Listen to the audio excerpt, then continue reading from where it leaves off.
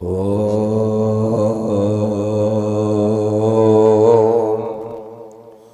नमः शिवाय।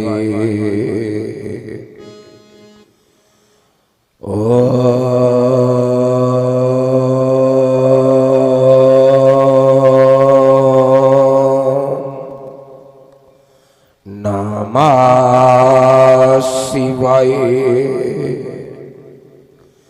जय जय करुणाकर शंकर, जय त्रिनेत्र गौरांग उमावर, नीलकंठ मृत्युंजय शशिधर, जय भूतनाथ भगवान महेश्वर, जय मदन दहनकारी योगेश्वर,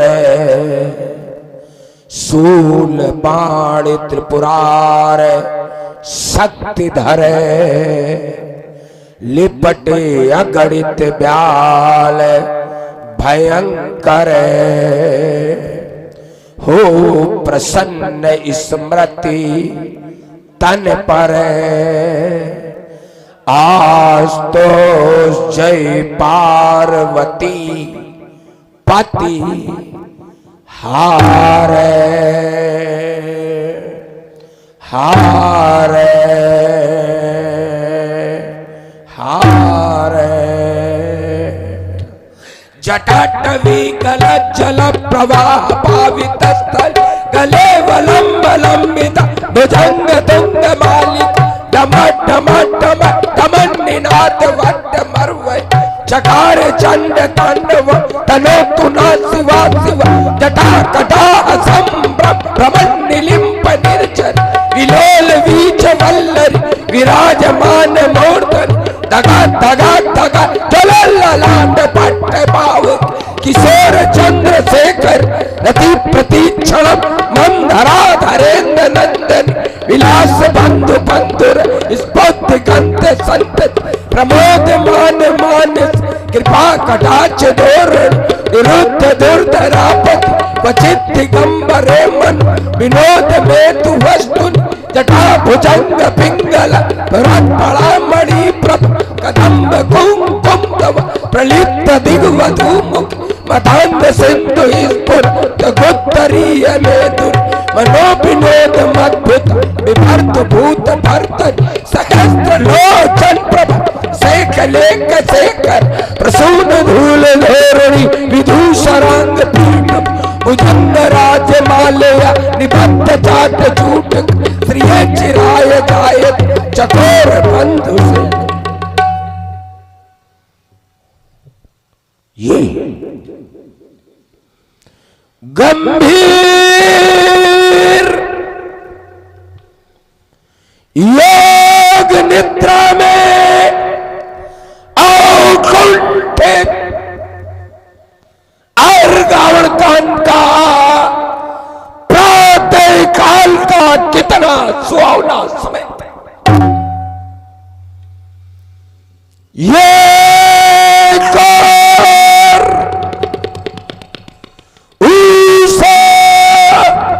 सुनहरे तीर बरसाती हुई ये लक्ष्मी के समाप्त हो रही थी, और दूसरी ओर प्रकृति अपनी किलोली के साथ किलोल कीड़ा करती हुई आज प्रकृति का कण का हंस रहा था। ऐसे ऐसे सुख के संसर्ग में स्थापित शीतल शांत सरोवर से ये सुसज्जित सद्दल के साथ अटखेलियां करती हुई भगवान शिवा शंकर अपनी सात्विक सजीली बाकी झांकी का ये मंजू दिग्दर्शन कराती हुई ये रूप माधुरी मुझे सुधा का पान करा रही थी। कि सहसा समाधि। किसने मेरे हृदय वीणा के तारों को छंकत कर दिया? बोलो बोलो कैलाशपति प्लंकर, ये चित जगत हो। दशानन कहा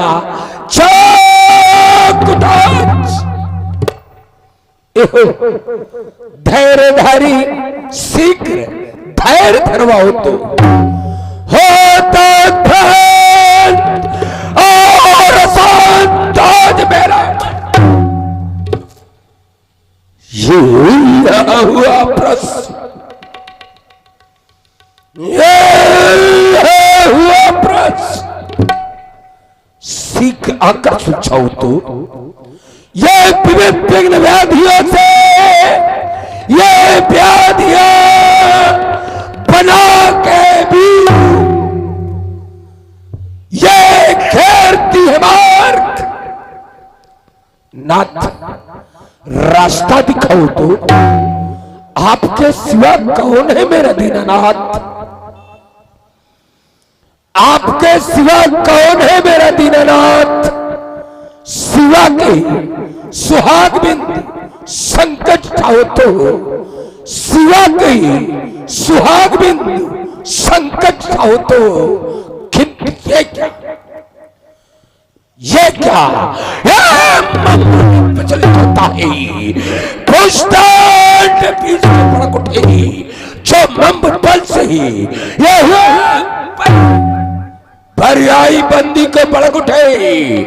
ये कौन कह रहा?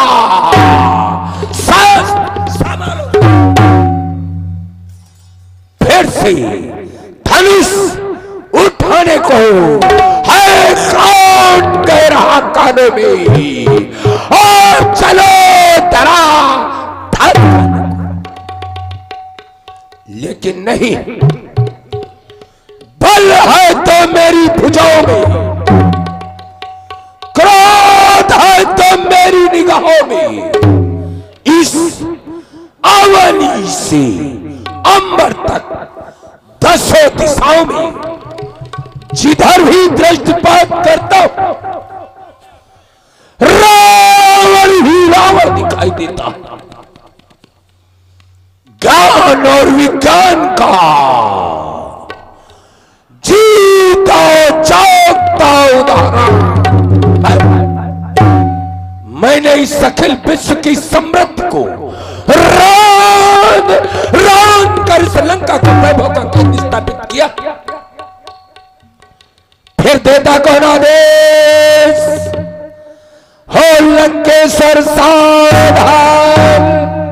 ये सावधान शब्द की पुनरावृत्ति मेरे मानस पटल पर क्यों भुजाएं आज में चलती है? ये अस्त्र शस्त्र उठाने को, ये मानस विचार शून्य है, ये मानस विचार शून्य है नहीं। इन अस्त्र शस्त्रों से ये भीषण युद्ध का निमंत्रण कौन ये पठाता है? कौन ये पठाता है? तांडव नर्तनकारी देव सावधान, सावधान, सावधान।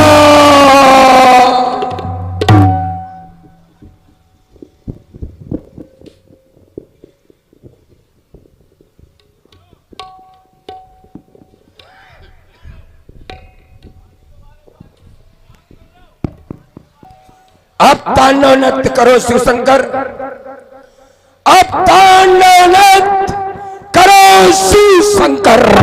ये डमडम डमरू बाजे कराल, ये नाचे पिशाच बेताल ताल, ये सर में ले ले, ये खबर कर ही के रही ताल, फिर शक्ति तल में हो भर भर भर, और तांडव नृत्य करो शिव शंकर, ये मचाए विश्व में महाप्रलय, सब एक साथ और मिले, पूजा तब में स्वरेख समय। जय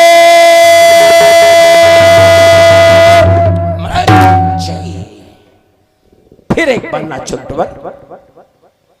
क्या बात है भोलेनाथ शंकर, आज आप मौन क्यों?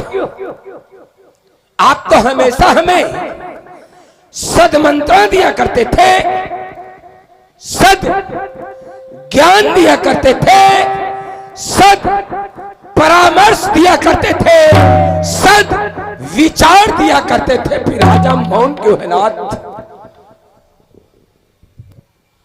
बोलो भोलेनाथ, कुछ तो भोलेनाथ, बोलो गुरचंदमौल गिरजा पर शंकराज, बोलो गुरचंदमौल गिरजा पर शंकराज।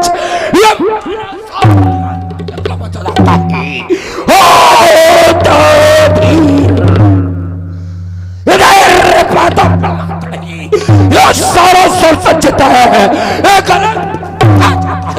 लड़ते दिखाल में डूबना, ये समर समीप कॉम्प्लेक्स कान खाता है, ये सारा श्लोक बंदी खाने में हमारे बाद, फिर भी दशानन क्यों? किंतु ये क्या देख रहे हो? ये देव मार्ग से देव यक्ष किन्नर गंधर्व सभी उत्तर दिशा के उपस्थान कर रहे।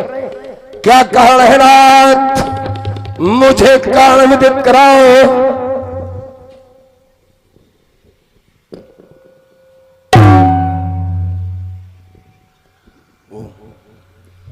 शिवाय नमः, महेश्वराय नमः, पिनाकिने नमः, सत्शेखराय नमः, वामदेवाय नमः, विरूपाक्षाय नमः, कपालिने नमः, कामारे नमः, अंधकासुर सूदनाय नमः, गंगाधराय नमः, ललाटाक्षाय नमः।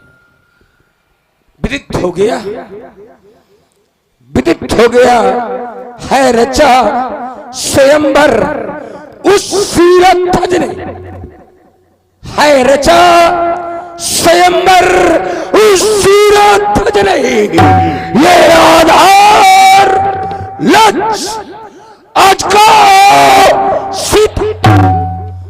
धन कर्षण करने वाले को अर्पित की जाएगी देवी सीता। कोई नहीं जान सकता, कोई नहीं जान सकता इस रावण के उत्कारों को। बाहर से देखा करते हैं, ये सब बाहर से देखा करते हैं मेरे अत्याचारों को। खड़ियान रचो आज का कर्षण करवाने को, माना तक सोचना फैराने को हो सावधान। मिथिलाधीश्वर अभियान नहीं चलने दूंगा, अपने छीते खुराहित का अपमान नहीं होने दूंगा। प्रेमी भक्त जनों एक बार उच्च स्वर में जय घोष करें, बोलिए जगत गुरु भगवान शंकर की। और देखा आप लोगों ने श्री रावण जी का क्रांतिकारी अभिनय, हमारे परम श्रद्धेय सर्वश्रेष्ठ रावण अभिनेता हमारे परम आदरणीय श्री रमन जी त्रिपाठी। सबही को समझो सबल, बल विक्रम बलवान, सभा मध्य का ही समय आए रावण बाण।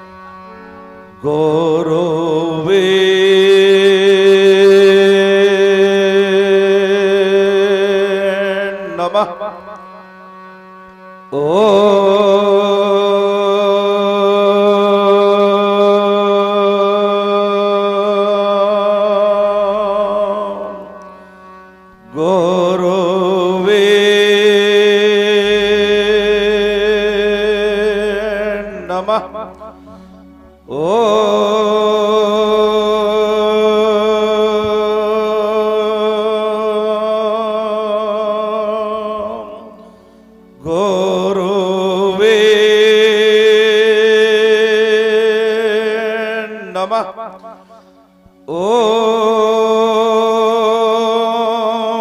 नमः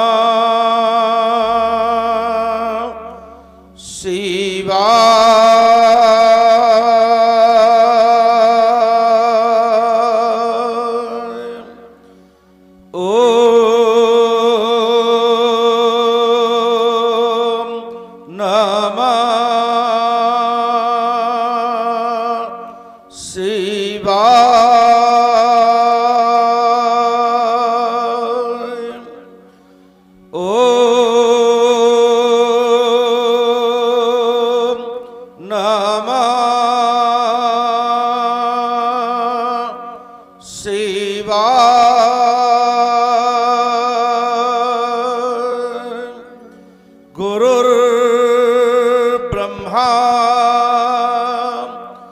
गुरुर्विष्णु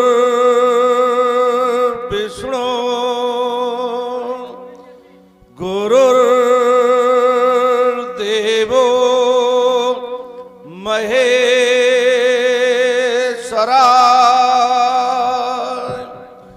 गुरु साक्षात् परब्रह्म तस्मै श्री गुरुवे नमः तस्मै श्री गुरुवे नमः। जिस समय आपका शंकर प्लंकर में करता हूं पूजन, उस समय आपके पूजन में सहसा के उच्चाटन कुछ मेरी समझ में नहीं आता। क्या रक्त पास्ता रण चंडी मुंडवाली काली का खप्पर रक्त से खाली हो गया, या सोरी सोशरा विलक्षणी वसती वसुंधरा का कोई बोल रक्तमय मग्न होने के लिए किसी का बलिदान मांग रहा है, या फिर मेरी आज्ञा का उल्लंघन कर मंद मंद गुस्से प्रहित होने वाले पवन पलायन ने जागर उद्धार करके अपनी प्रखर प्रभा से प्रकाशित होने वाले प्रभाकर को धमिलता प्राण करने की चेष्टा कर रही है, धमिलता प्राण करने की चेष्टा कर रही है, या फिर मेरे ये सिहरते हुए संकेत पर अपना सिर झुकाकर खड़ी हो जाने वाली योगिनी आज संपूर्ण भूमंडल में स्वच्छंद विचरने का उल्लास कर रही है, स्वच्छंद विचरने का उल्लास कर रही है। रात का समय है, बंद बंद बारूद मचल सारा है, लज्जत मंडल शून्य आकाश में ठेलियां ले रहा, और रात की देवी मां निशा साई साई साई की आवाज करती हुई संपूर्ण भूमंडल को अपनी निद्रा में वशीभूत किए हुए हैं। क्या अचानक यह मैं क्या देख रहा हूं, बाणस्फुटल पर श्री लंकेश जी आपके मुखाकृत अंकित हुई नेत्र साक्षात्कार करना चाहते हैं, लेकिन सजावस्था के कारण नेत्रों पर पलक पड़ रहे हैं। अस्तु नेत्र स्वर्थ हैं, अस्तु नेत्र स्वर्थ हैं, हो रहे आज 6 अंक स्थिल को सिंहासन हो रही है महाप्रलय, हो रहा प्रवाह शांत प्रवाहीन। क्या फिर गिरा है शैतानी बादल, या फिर कोई वक्त हुआ जिसने क्षमा लगाती अटल, जिसने क्षमा लगाती अटल। क्या कहा, किसी शिव भक्त का अवतार हुआ जिसने क्षमा लगाती अटल, जिसने क्षमा लगाती अटल। आज मेरे सौरंध में एक खोरल का पात का शाम, हे विश्वंभरनाथ, हे दीनानाथ, चिंता कर सब ब्रह्मों से रोज पथ होकर के पांगड़ में योचित समचित कार्य कर रही। बोलो बोलो दीनानाथ, बोलो बोलो करुणा कर। इस सेवक की शांति क्रिया की अमरवेल वाटिका में ये मौलिक परिवर्तन की घड़ियां शीतल लोक सम्राट श्री बल के पुत्र युवराज पाण को कसरत करते ही क्यों अक्सर कर देना चाहती हैं। हाँ, चित्त के चंचल होता कुछ नहीं समझ में आता है। इस शीतल लोक का दृश्य मुझे अब किंचित मात्र नहीं भाता है। दैत्य को अब रण में कौन बुलाता है, रण में कौन बुलाता है। हे भोलेनाथ, अब ज्ञात कराओ मेरा मन क्यों भ्रम खाता है, मेरा मन क्यों भ्रम खाता है। क्योंकि मैंने तो पृथ्वी पर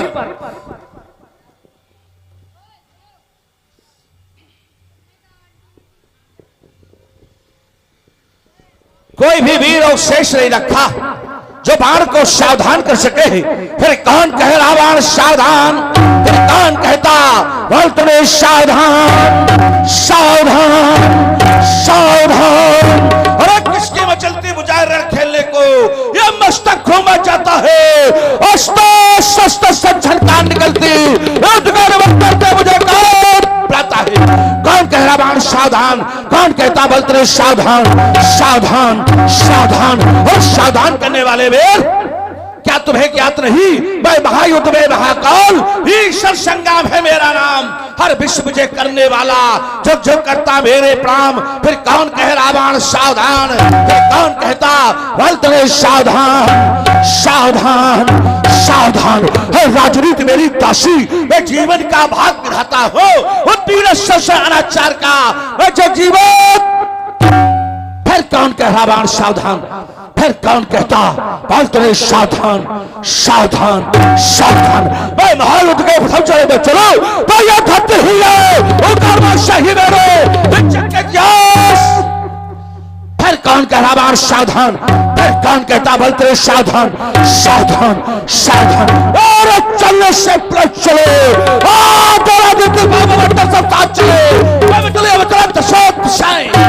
फिर कौन कह रहा बाण सावधान, फिर कौन कहता बोलते रहे सावधान सावधान सावधान। ये घबराया शहरे, ये पुतली घूमी जाती है मानो ब्रश के चक्कर में ये धरात शक्ति होने को है क्या महापुरुष। क्यों मांग फड़कता है, गुरुदेव कृपा कर अब बतला दो क्यों मेरा हृदय धड़कता है, क्यों मेरा हृदय धड़कता है। क्या कर भाग बोलना, क्या कर ओह विदित हो गया। आठों अंगों पर विजय प्राप्त करने वाले अष्टांग योगी श्री सीरथ ध्वजरे अपनी भूमि कन्या सीता का स्वयं ठान रखा है। देशांतर के नेपालों का समागम धनुष यज्ञ और धनुष्वरी वेदिका पर स्थापित हो चुका। वहां क्रांतिकारी रावण का प्रस्थान जैसे ने समाप्त किया है। अभी भी अपना अधूरा वैश्य विजय अभियान, हरे पाखंडी प्रपंची अत्याचारी दुराचारी निशाचर रावण और जय सावधान हो रहा स्वयंवर सीता का। मिथिला की राजधानी में वह विचार है जाने का और श्रीलंकेश्वर अभिमानी में। यदि वहां नहीं मैं जाऊंगा तो अनर्थ हो जाएगा। वो मुझसे मत वाला रावण अपनी मनमानी कर दिखलाएगा तो हो जाओ सचेत लंकापति। अब विपरीत नहीं चलने दूंगा, अपने रहते सीरथ ध्वज का अपमान नहीं होने दूंगा। अस्त्र राज की रक्षा कर रही देवियों, रक्षा कर रहा मैं परित सुतल लोक से विधारक प्रस्थान कर रहा हूं। एक बार उपस्थित मेरी भक्तजनों प्रेम से बोलो बोलो श्री शंकर भगवान की जय हो। मिथिला के सुसेवक पधारिए श्रीमान, हमें आदेश प्रदान कीजिए। जाकर के श्री योगराज को अवगत कराओ।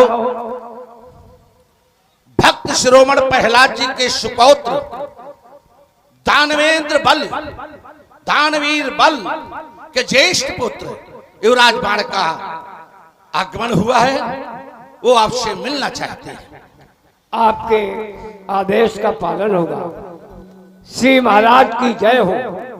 महाराजाधिराज सोनितपुर नरेश बलपुत्र श्री बाणासुर जी का आगमन स्वयंवर के अंतर्गत हुआ है। आपसे मिलना चाहता हूं। अहो भाग्य, गुरुबंधु का आगमन।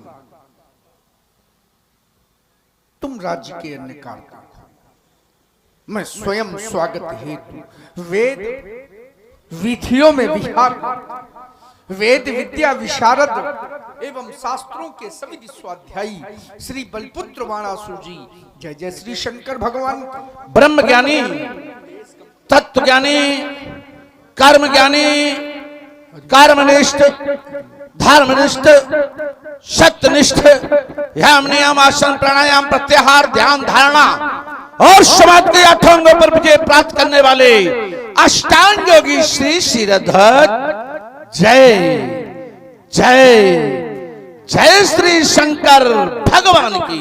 आपका शुभागमन हमारी मिथिला में हो गया। हाँ, अहो भाग्य, आपके आगमन मात्र से क्या हुआ? हमारा अंतःकरण कहने को आपका शुभागमन हुआ। सुनना चाहता हूं अंतःकरण रूपी सागर में वो वाक विद्यास रूपी लहरें हैं जो बारंबार आपको अपने हृदय की अभिव्यक्ति को प्रस्तुत करने के लिए प्रेरित कर रही हैं। कहें क्या है आपकी हृदय की अभिव्यक्ति श्री योगराज? आपका शुभागमन हुआ आज ऐसे प्रतीत हुआ, कैसे? जैसे शब्द शून्य अधरों को जैसे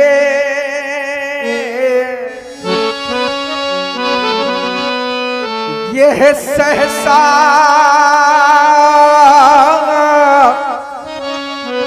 मृदु मुस्कान मिला,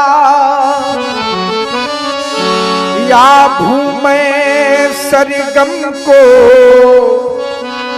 यह कंठ मधुर मधुगान मिला, संकेत सफलता का पाया मेरे आगमन से। हाँ, मुद मंगल मय आह्वान मिला, धन्य हुआ मैथिली महोत्सव, प्लक्ष द्वीप प्रतिबान मिला, ये प्रेम पिया से नयन हमारे,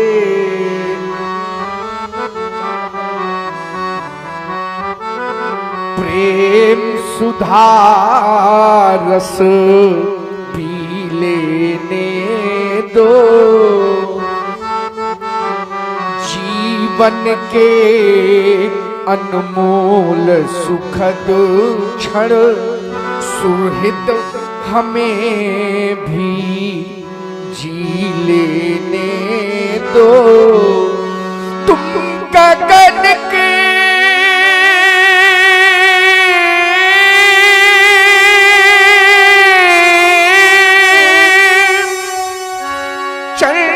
चंद्रमा हो और आप मैं धरा की धूल हूँ, मैं धरा की धूल हूँ, तुम सुमन पथ के अलौकिक, मैं पथिक हित शूल हूँ। शिष्टाचार के शुद्धांश गौरव गणेशाद योग के प्रखर धन हो गया आपके सुंदर सुखद स्वागत से। तभी तो देखो चारुता में चारु हो गया और मेरे प्रत्येक रोम से ओम ओम ओम निकलने लगा। ऐसी भावना में मैं विभूषित हो गया। स्वीकार आपका अभिनंदन, स्वीकार आपका वंदन। विशेष रूप से प्रभावित हुआ हूं आपकी वाणी से। वाणी बहुत प्रिय है। मन करता है कि वाणी रूपी सागर में मैं तब तक गोते लगाता रहूं जब तक हमें आपकी इस वाणी की थान मिल जाए। तभी तो वाणी के संदर्भ में कहे कि विद्वानों के मत हमें याद आ गए। उन्हीं विद्वानों में से एक विद्वान का मत है जिसने वाणी के संदर्भ में कहा है, मधुरिमा यदि कंठ में न होती, मधुरिमा यदि कंठ में न होती तो शब्द विस्फान बन गया होता, वेदना यदि हृदय में न होती। योगी, वेदना यदि हृदय में न होती तो ये हृदय पाषाण बन गया होता।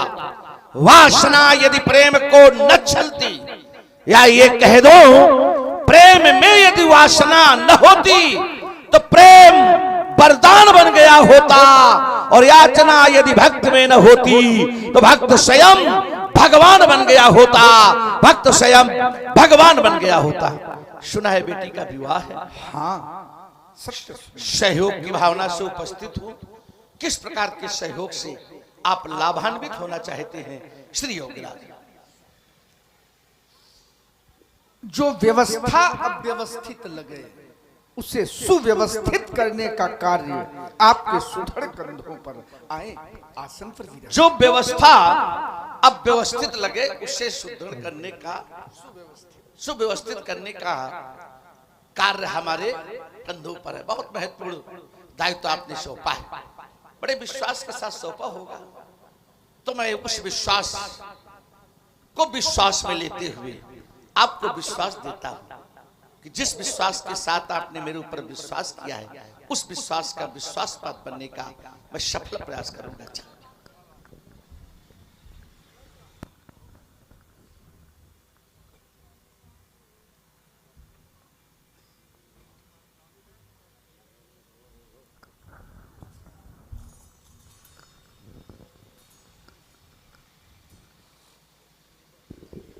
मिथिला के कुशल प्रहरी पधारिए श्रीमान।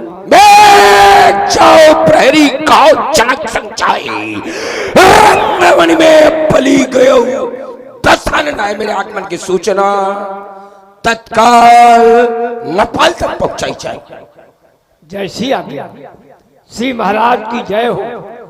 महाराजाधिराज कंचन नगरी के सम्राट पौलस्त कुलभूषण वेदाध्यायी श्री विश्रवा पुत्र रावण जी का आगमन स्वयंवर के अंतर्गत हुआ है। आपसे मिलना चाहता हूं। श्री रावण जी का आगमन। हाँ, स्वागत, स्वागत ही नहीं, पूजन वंदन अभिनंदन।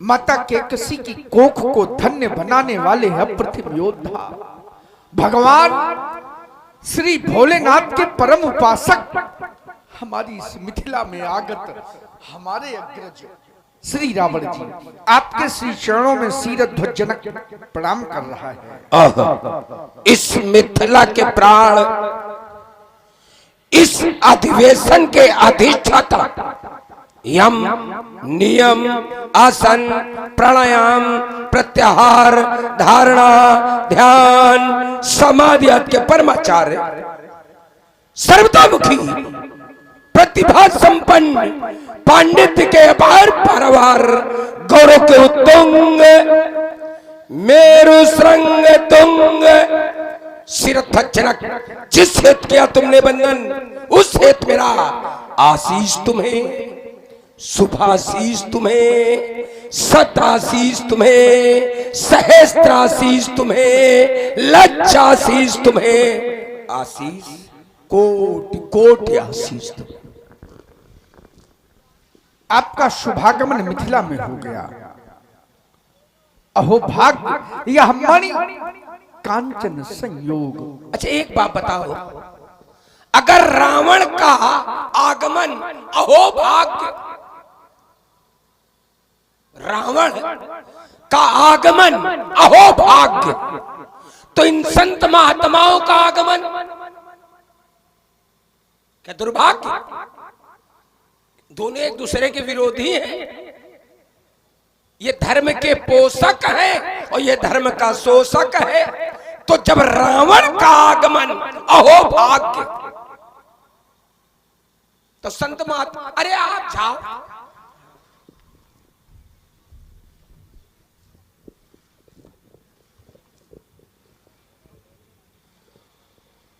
भगवान भूत भावन शंकर के पावन पिनाक, प्रथम तो मेरा प्रणाम स्वीकारें। आज आपको इस स्थिति में पाकर सोचने के लिए विवश, सोचने के लिए विवश, कितना स्वार्थी है ये समाज, कितना स्वार्थी है। व्यक्ति का जब तक स्वार्थ निकलता है,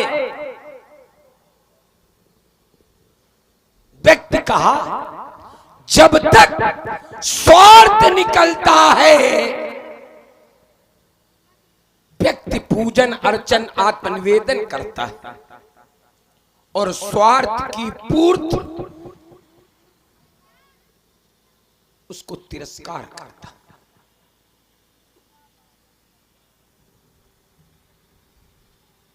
अचानक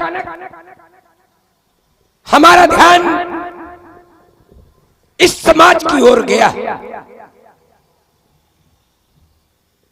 जुड़े लखनलाल जी, इस समाज की ओर गया।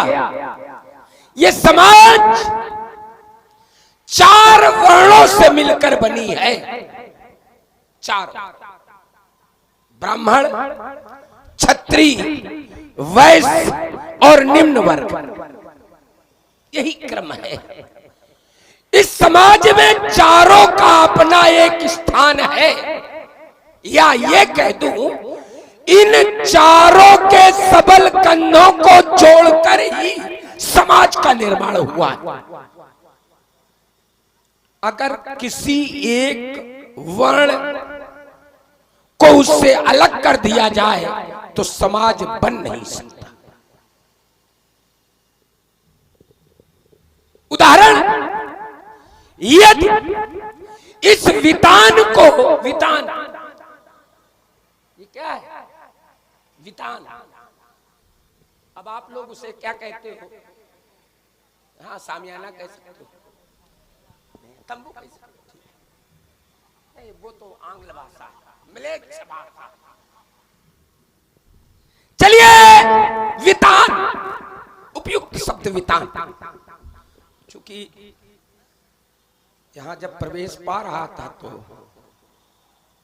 कॉलेज, विद्यालय, तो हम समझ रहे थे कि विद्यालय परिवार के ही लोग होंगे, तो हम सीधे जुड़ रहे हैं विद्यालय परिवार से। कैसे? ये वितान है। अगर इस वितान में इस कपड़े को ब्राह्मण मान ले,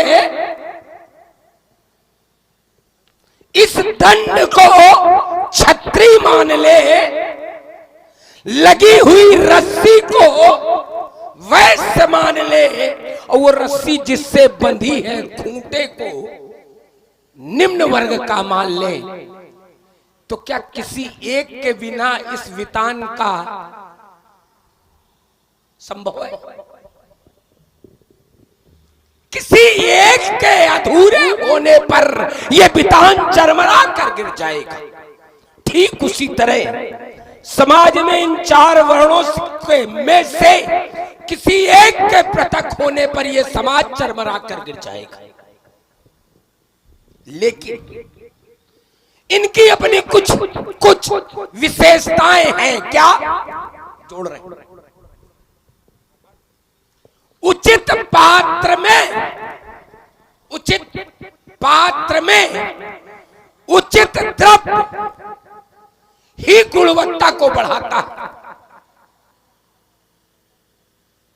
ठीक है? उचित पात्र में उचित द्रव्य ही उसकी गुणवत्ता को बढ़ाता है। जैसे ताम्र के पात्र में यदि जल रखा जाए तो जल अमृत तुल्य हो जाएगा, उसकी गुणवत्ता कई गुना बढ़ा देगा। लेकिन उसी ताम्र पात्र में यदि दुग्ध रख दिया जाए तो दुग्ध विषाक्त हो जाएगा।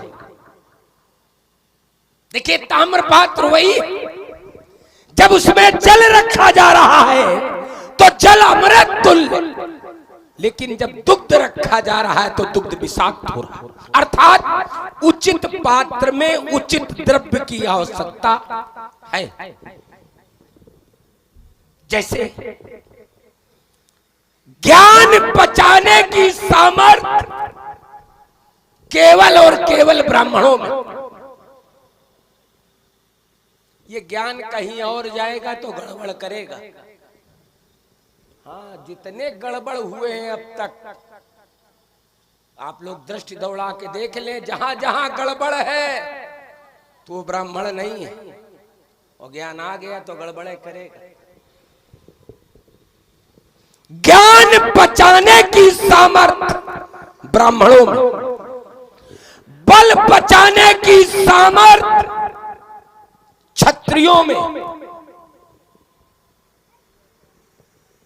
धन पचाने की सामर्थ्य वैश्य में। पल्ला झरिया दे तो करोड़ों का मार कर देगा। धन कोई जान नहीं सकता, फटही कमीज पहने होगा, है ना। धन पचाने की सामर्थ्य वैश्य में और सेवा पचाने की सामर्थ्य निम्न वर्ग में।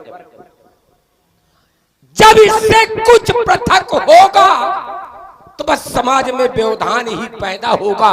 एक उदाहरण दे रहा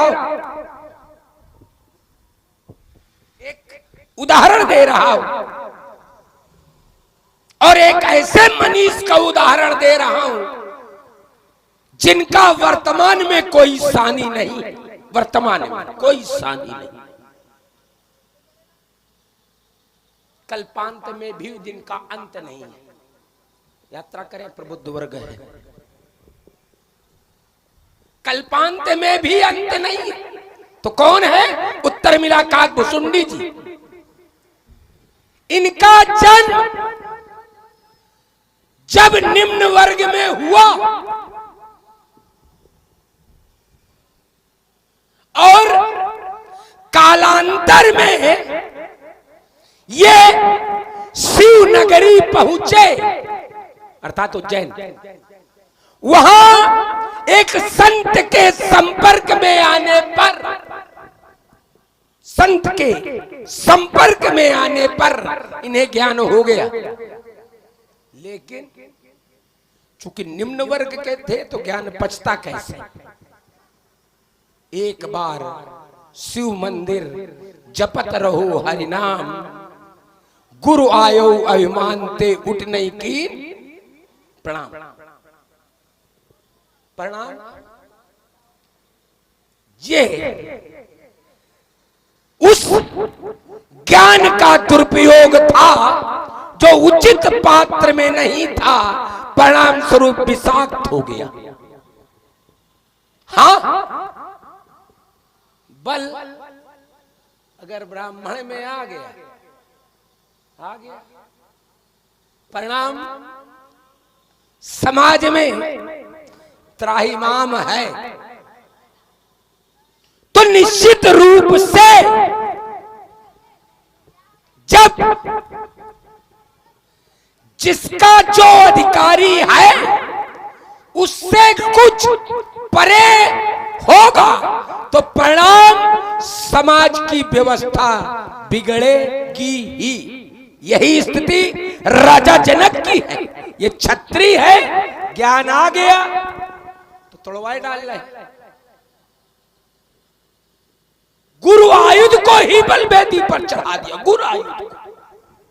वैसे गुरु के संबंध में ये सब बातें बहुत अच्छी अच्छी करते हैं। क्या? शीश दिए जो गुरु मिले तो भी सस्ता, बातें ये। और गुरु आयुध को बलवेदी पर चढ़ाए, बातें ये है। शीश दिए जो गुरु मिले तो भी सस्ता जान, बस अब मैं कहने के लिए विवश। अब मैं कहने के लिए विवश हूं कि नए मकानों में चीजें पुरानी कौन रखता है। नए मकानों में चीजें पुरानी कौन रखता है। बड़े शहरों में परिंदों को पानी कौन रखता है। हम ही थमे खड़े गिरती हुई दीवार को वरना सलीके से बुजुर्गों की निशानी कौन रखता है। सलीके से बुजुर्गों की निशानी कौन रखता है। मिथिला समाज में सम्मानित दशानंद जी का शुभागमन, थोड़ा इससे बढ़ाओ, ताकत ज्यादा लग रही है।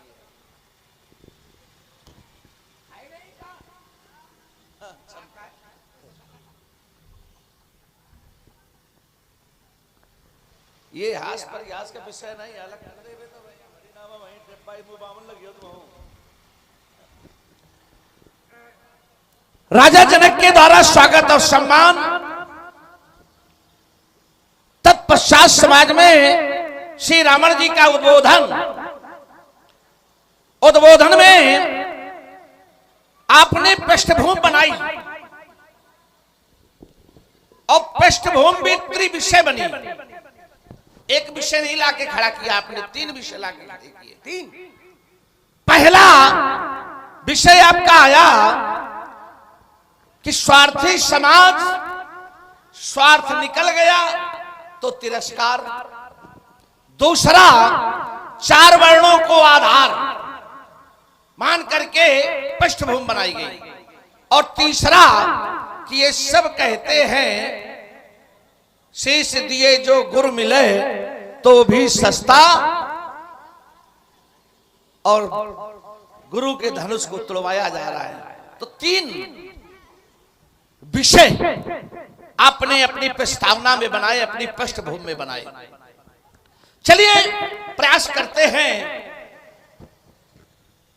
आपके तीनों ही विषयों पर क्रमशः उत्तर किया जाए, लेकिन उसके पहले सामाजिक परंपरा, समाज की मर्यादा, संस्कृति, सभ्यता, मानवता, विचारधारा, आचार विचार, इन सब का अनुपालन करते हुए आपका स्वागत और सम्मान करना यह हमारा नैतिक कर्तव्य है, नैतिक धर्म है। क्यों? क्योंकि आप कोई साधारण व्यक्ति नहीं है। मैंने आपके संदर्भ में जाना है तो बताया गया रावण नाम वीर बरबंडा। रावण नाम की आप प्रचंड श्रेष्ठ वीर हैं, वीरों में श्रेष्ठ। सहसा हमारा ध्यान श्रेष्ठ शब्द की ओर पहुंचा तो मैं पाता हूं कि अर्थात आप महाभटकोट के योद्धा हैं। ग्रंथकार ने हमें भी आपकी समकक्षता प्रदान कर दी, रावण बाण महाभट। फिर तो हमारा नैतिक कर्तव्य है कि हम शास्त्र का सहारा लें। शास्त्र हमें दर्शन देते हैं, शास्त्र हमें निर्देशित करते हैं। वीर वीरेन पूजते, एक वीर को दूसरे वीर की पूजा करनी चाहिए। मैं इसी सिद्धांत का पालन करता हूं। एक सामाजिक और व्यवहारिक कारण भी है। सामाजिक और व्यवहारिक कारण, आप हमारे महामान्य हैं। महामान अर्थात हमारी परम पूजनीय बुआ रत्नमाला की प्रिय पुत्री वज्रज्वाला आपके अति प्रिय अनुज अर्थात छोटे भाई कुंभकर्ण को ब्याही हुई है। इस कारण आप हमारे महामान्य भी हैं। फिर तो हमारा नैतिक कर्तव्य है कि हम आपका स्वागत और सम्मान करें। अस्तु।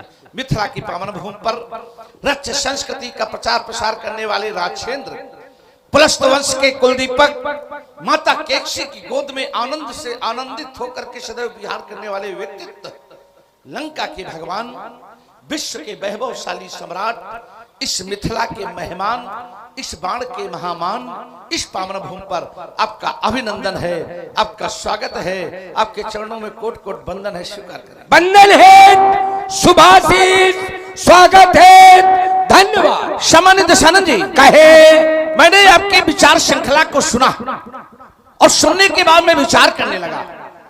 विचार ये करने लगा कि आपने कहा कि बहुस्वार्थी समाज जब इसका स्वार्थ निकल जाता है तो ये तिरस्कार कर देता है। जब तक स्वार्थ रहा तब तक पूजन अर्चन होता रहा। हमारा ध्यान आपके अंतिम वक्तव्य पर गया, जहां आपने कहा कि देवादिदेव महादेव गुरुदेव भगवान शंकर के धनुष को बलवेदी पर चढ़ा दिया गया। इसका मतलब है कि राजा जनक का धनुष से कोई स्वार्थ था, इस कारण वो इसकी पूजा अर्चना करता रहा। अब उसका स्वार्थ सिद्ध हो गया है, स्वार्थ पूरा हो गया है, तो धनुष को बलवेदी पर उसने चढ़ा दिया है, धनुष का तिरस्कार कर दिया है। तो कुछ बातें अगर पता न हो तो पूछ लेना चाहिए, इसमें तो कोई समस्या नहीं है ना। तो राजा जनक का कौन सा स्वार्थ सिद्ध हो गया? राजा जनक का इस धनुष से कौन सा स्वार्थ सिद्ध हो गया है जो राजा जनक ने धनुष का तिरस्कार कर दिया और तुड़वाने का निर्णय ले लिया? अपने क्रम में इसका उत्तर करना। आइए, एक बड़ा महत्वपूर्ण विषय आपने रखा, समाज के 4 वर्णों को आधार बना करके प्रमुखता से आपने उसमें जो अपना वाक्यांश प्रसारित किया समाज में, उसके मूल में है कि अगर ब्राह्मण को ज्ञान मिलेगा तो वो उसका सदुपयोग करेगा, बचाएगा अर्थात सदुपयोग करेगा, और अगर ब्राह्मण को बल मिल जाएगा तो वो उसे पचा नहीं पाएगा, उसका दुरुपयोग करेगा। क्षत्रिय को अगर बल मिलेगा तो वो पचाएगा, और अगर ज्ञान मिलेगा तो वो इसका दुरुपयोग करेगा। चलिए, पहले मैं 2 ही वर्णों को मैं ले रहा हूं, वार्ता का क्रम लंबा न हो, इस कारण मैं 2 वर्णों को आधार बना करके वार्ता का क्रम प्रस्तुत कर रहा हूं। एक व्यक्तित्व की ओर सबका ध्यान केंद्रित करना चाहता हूं, वो व्यक्तित्व है परशुराम जी। परशुराम जी हैं और बलशाली हैं, भुजबल भूप बिन कीन्ही विपुल बार महिदेवन, अपनी भुजाओं के बल से राजाओं के विहीन उन्होंने भूमि को कर दिया, और जो भूमि जीती विपुल बार, अनेकों बार जीती, और किसको दी? महिदेवन अर्थात ब्राह्मणों को दान कर दी, पृथ्वी के देवताओं को दान कर दी। तो ब्राह्मण के पास बल गया, तो परशुराम ने इस बल का जो प्रयोग किया है, इसे आप सदुपयोग की कोट में रखते हैं कि दुरुपयोग की कोट में रखते हैं? अब ब्राह्मण के पास बल है, आपने इशारा किया था कि जैसे मैं ऐसे ब्राह्मण बल मिला तो त्राईमाम मचा है। आप ब्राह्मण हैं, आपको बल मिला और त्राईमाम मचा, तो हम परशुराम जी को आपकी कोट में खड़ा करें। आपको आताताई, अत्याचारी, दुराचारी, राक्षस कहा गया, तो क्या परशुराम जी को भी राक्षस कहा जाए, आताताई कहा जाए, दुराचारी कहा जाए, अत्याचारी कहा जाए, व्यभिचारी कहा जाए? क्योंकि है तो वो भी ब्राह्मण, बल आपके पास है, आप दुरुपयोग कर रहे हैं, और उन्होंने भी बल का प्रयोग किया। तो किस कोर्ट में उनको लाके मैं खड़ा करूं? तुम्हारी कोर्ट में या ब्राह्मण समाज में? और अगर ब्राह्मण समाज में लाके खड़ा करता हूं तो उनके द्वारा प्रयोग किए गए बल का क्या दुरुपयोग हुआ है, अपने क्रम में इस पर विचार प्रकट करना। आइए, एक व्यक्तित्व का और मैं उदाहरण दे रहा हूं, और वो व्यक्तित्व है विश्वामित्र जी।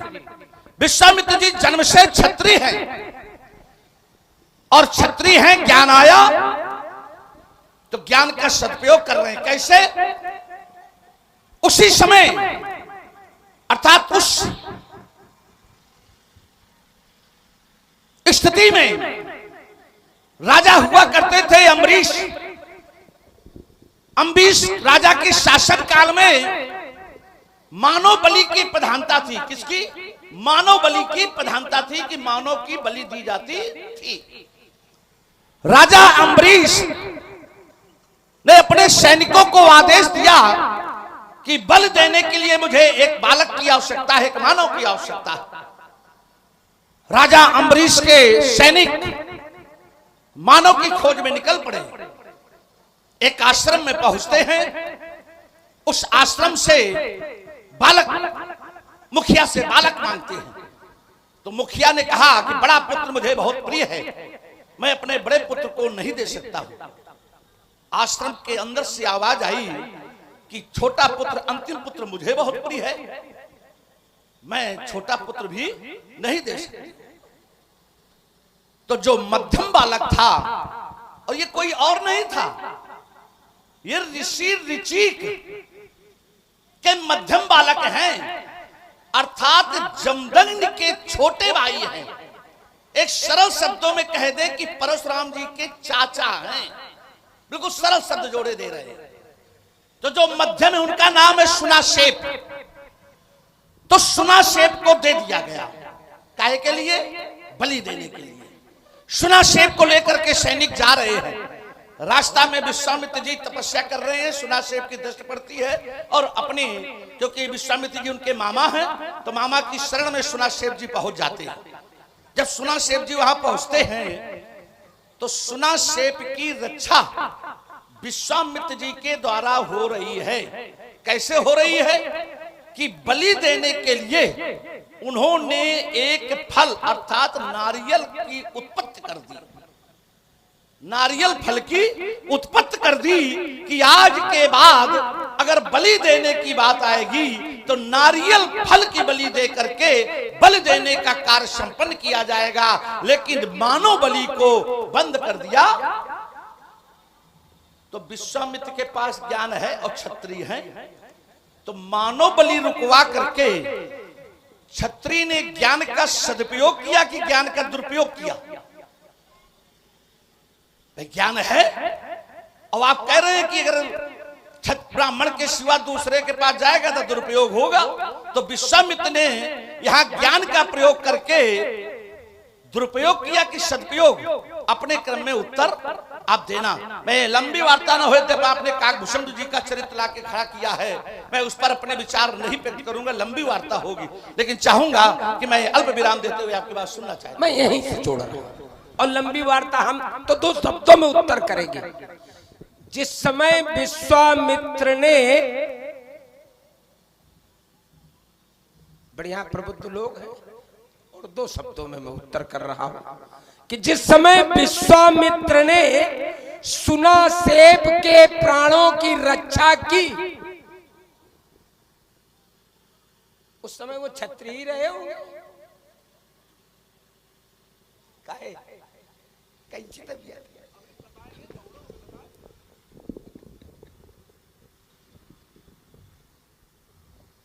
क्या थे उस समय? वो ब्राह्मण थे। जिस समय ये कृत्य किया गया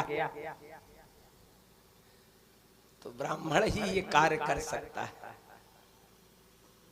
ज्ञान ब्राह्मण ही पचा सकता है। हमने जो बात कही थी उसको इधर उधर न ले जाओ। दूसरी बात, दोनों के उत्तर एक साथ जोड़ के दिए दे रहे हैं। दोनों के उत्तर एक, मतलब आपने 2 अलग-अलग, हम दोनों को एक में। जरा देखें,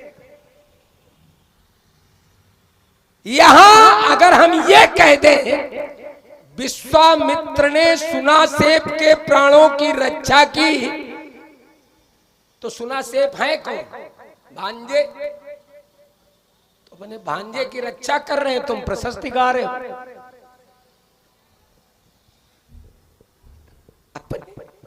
भांजे के प्राणों की रक्षा कर रहे हैं और आप प्रशस्ति गा रहे हैं।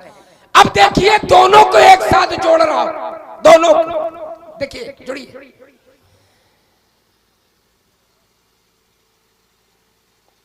होशियार लल्ली, देखो, बाबा ऋचिक की पत्नी सत्यवती, गादी पुत्री अर्थात विश्वामित्र की बहन को बाबा ऋचिक ने 2 चरु बना के दिए, क्योंकि बाबा ऋचिक तपस्या के लिए जा रहे हैं। क्या बनाए? 2 चरु। गलत हो वहां बता देना, हम बीच में बात रोक लेंगे। 2 चरु बनाए, एक क्षत्रियोचित गुणों से युक्त और एक ब्राह्मणोचित गुणों से युक्त। चरु सत्यवती को दिया जो ब्राह्मणोचित गुणों से युक्त था, कहा इसका पान तुम कर लेना जो क्षत्रियोचित गुणों से युक्त था, कहा इसका पान अपनी मां को करा देना। लेकिन नारी स्वभाव बस उनकी मां ने ये सोचा कि बाबा ऋचिक ने अपनी पत्नी के लिए अच्छा चरु बनाया होगा और हमारे लिए थोड़ा गड़बड़ चरु बनाया होगा, बस चरु बदल लिए, चरु बदल लिए। परिणाम स्वरूप जो क्षत्रियोचित गुणों से युक्त चरु था उसका पान सत्यवती को करा दिया मां ने। चालाकी की मां ने जो क्षत्रियोचित गुणों से युक्त चरु था वो अपनी पुत्री को पिला दिया और जो ब्राह्मणोचित गुणों से युक्त था उस चरु का पान स्वयं सत्यवती की मां ने कर लिया। अब जब क्षत्रियोचित गुणों से युक्त चरु का पान सत्यवती द्वारा किया गया और बाबा तपस्या से लौटे तो बाबा ने देखा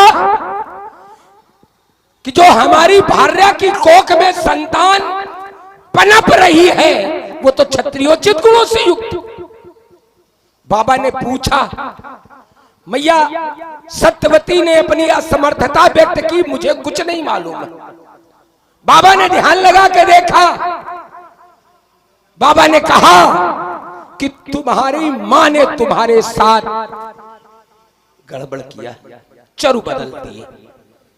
सत्यवती चरणों में गिर पड़ी, आपसे संतान हो और क्षत्रियोचित गुणों से युक्त, मैं तो समाज में मुंह दिखाने लायक नहीं रहूंगी, क्योंकि ब्राह्मण बालक यदि विद्वान नहीं है, मनीष नहीं है तो त्याज्य है।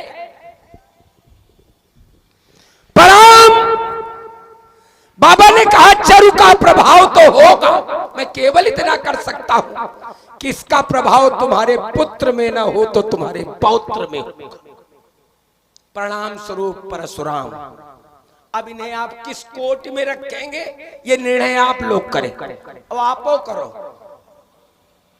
क्योंकि चरु कैसा है, क्षत्रियोचित गुणों से युक्त, इसीलिए जब गाय सहस्त्राबाहु अर्जुन द्वारा ले जाई जा रही है किसी कोई विरोध नहीं, पिता चाहते तो मंत्र पढ़ते फेंक देते,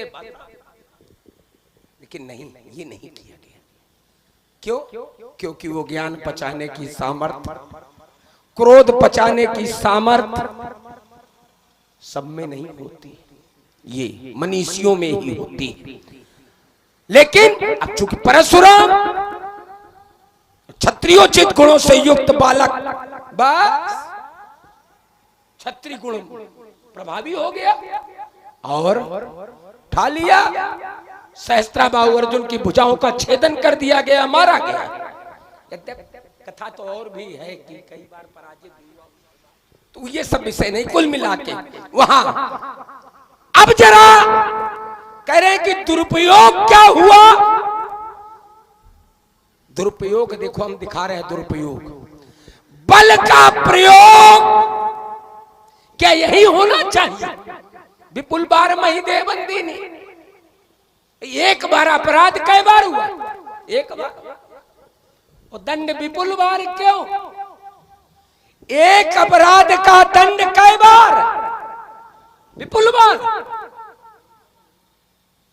ये है बल का दुरुपयोग। जहां बल का प्रयोग होना चाहिए, कह रहे हो कि तुम्हें बहुत बढ़िया ऐसा फांसते हो, सोच रहे कह रहे थे कि दो शब्दों में उत्तर, दोनों को एक में जोड़ के उत्तर कर रहे हैं। नहीं, अब तुम तुम करो तो पूरा इतिहास सुना डाला। कह रहे थे देखिए, आपने जो कहा था कि फिर परशुराम को कहां खड़ा किया जाएगा आपके साथ, बात ये महत्वपूर्ण थी कि परशुराम को क्या अत्याचारी माना जाएगा?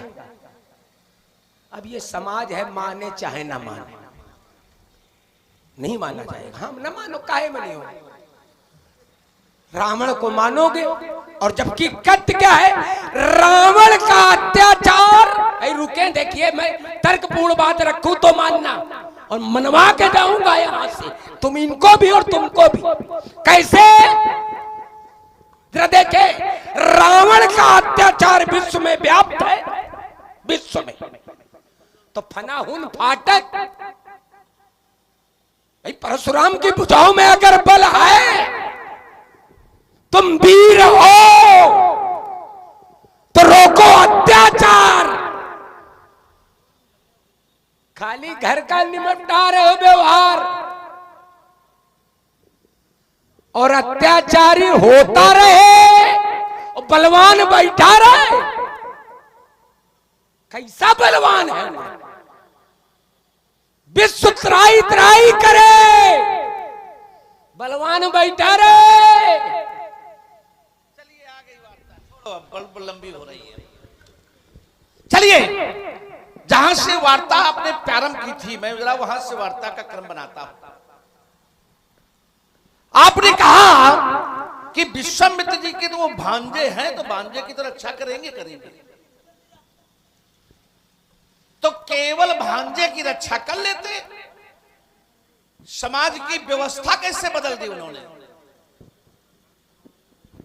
वो तो पूरी मानव बलि, समाज में जो मानव बलि की एक नियमावली थी उसे समाप्त कर दिया उन्होंने। तो केवल भांजे की रक्षा कर लेते, तो केवल भांजे की तो रक्षा की नहीं उन्होंने, पूरी समाज की रक्षा की है, एक व्यवस्था परिवर्तित कर दी है। और आप कह रहे हैं कि वो तो भांजे हैं, उनके इस वजह से ये कर रहे हैं। और एक बात रखी थी आपने कहा कि विश्वामित्र जी को आप क्या मानते हैं? वो ब्रह्मर्षि हैं, तो फिर वो तपस्या क्यों कर रहे थे? अगर ब्रह्मर्षि की उपाधि से वो विभूषित हो चुके थे,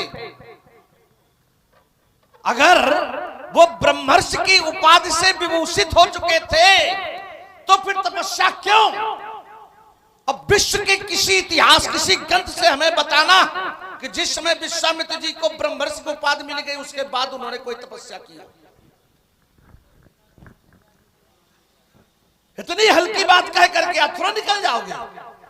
विश्व के किसी ग्रंथ से बताना कि जिस समय विश्वामित्र को ब्रह्मर्षि स्वीकार कर लिया गया उसके बाद कोई तपस्या की हो। यज्ञ तो उसके बाद उन्होंने हजारों किए, लेकिन उसके बाद उन्होंने तपस्या ही केवल उनकी थी इसी बात के लिए कि मुझे ब्रह्मर्षि स्वीकार किया जाए। और यह था कि वशिष्ठ जब तक मुझे ब्रह्मर्षि नहीं स्वीकार करते हैं तब तक मैं अपनी तपस्या बंद नहीं करूं। बड़े इसमें और भी घटनाक्रम है, हम बहुत लंबा नहीं करेंगे उसे। इस वजह से मैंने कहा था कि वो तपस्या कर रहे थे। तो क्या ब्रह्मर्षि थे? ब्रह्मर्षि बनने के लिए ही तो वो तपस्या कर रहे थे। आपने कहा कि हाँ, परशुराम जी ने अपने बल का दुरुपयोग किया है, तो आपने अपने बल का दुरुपयोग किया। आप भी ब्राह्मण घर में जन्मे हैं, आपने बल का दुरुपयोग किया है, और परशुराम जी ने भी बल का दुरुपयोग किया है। तो विश्व इतिहास में कोई ग्रंथ परशुराम को अत्याचारी, पापाचारी, दुराचारी कह रहा है?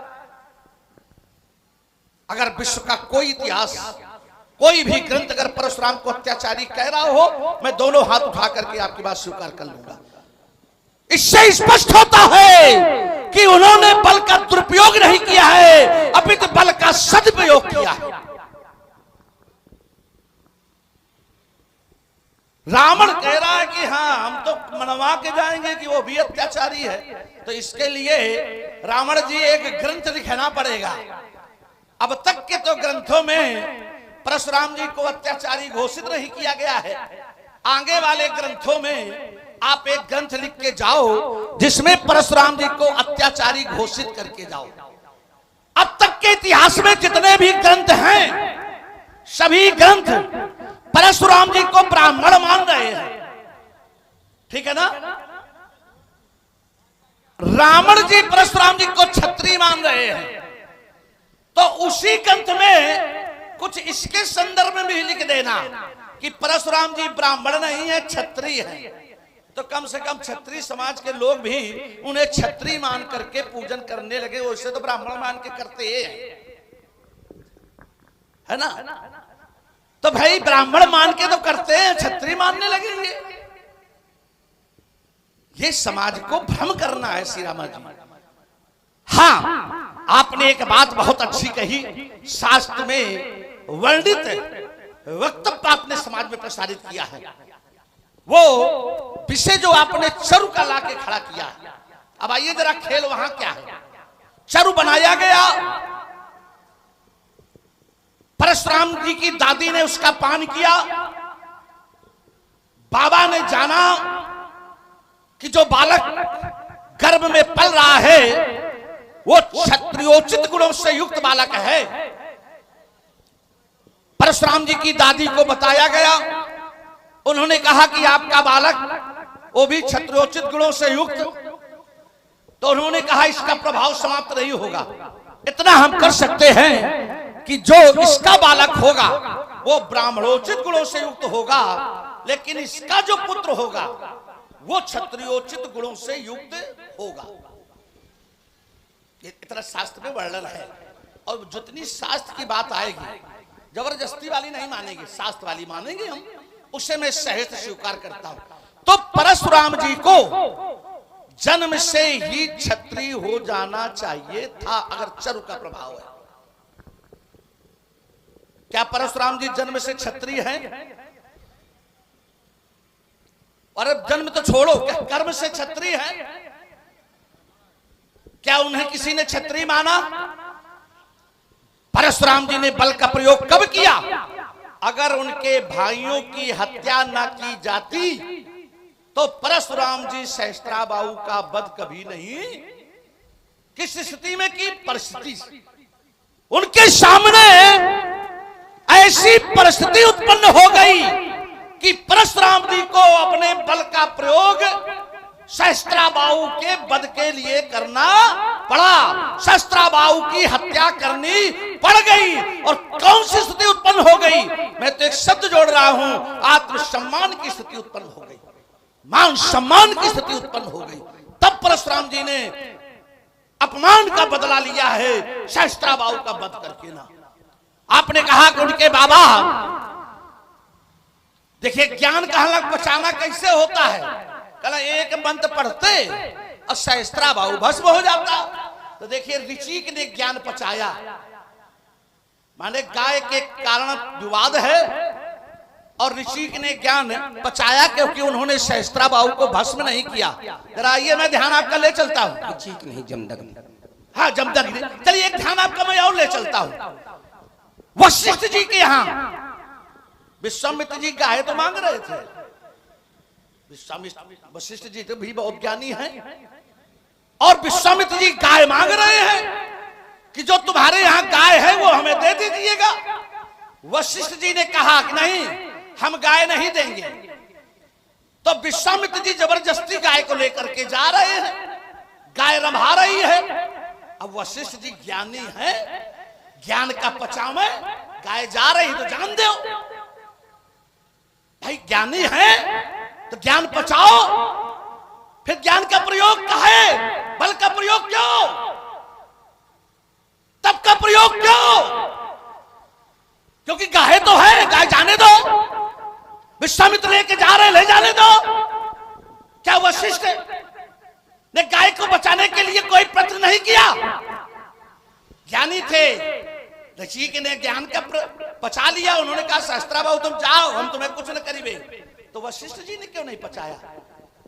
उन्होंने तो विश्वामित्र के साथ युद्ध किया और परिणाम स्वरूप विश्वामित्र के 100 पुत्रों की हत्या की गई उस युद्ध में।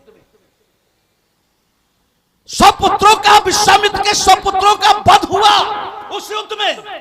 तो ब्राह्मण थे, ज्ञान पचा लेते, किसी को मारने की आवश्यकता क्यों थी? तो ये कह देना कि नहीं केवल ब्राह्मण ज्ञान पचा सकता है, ज्ञान तो जहां होगा वही पचा लेगा।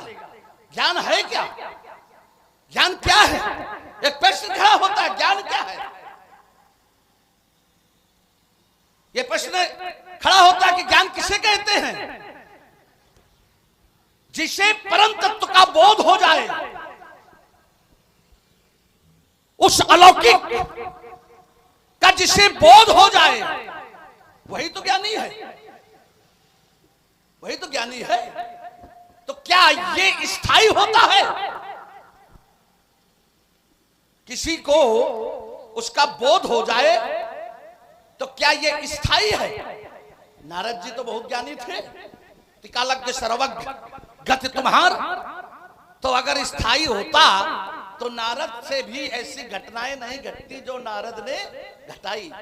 ये कह देना रावण जी कि ज्ञान पचाने की सामर्थ्य केवल ब्राह्मण में है। अगर ब्राह्मण में थी तो वशिष्ठ जी ने विश्वामित्र के पुत्रों का वध क्यों किया? ज्ञान पचा लेते, जैसे ऋचिक का आपने उदाहरण रखा।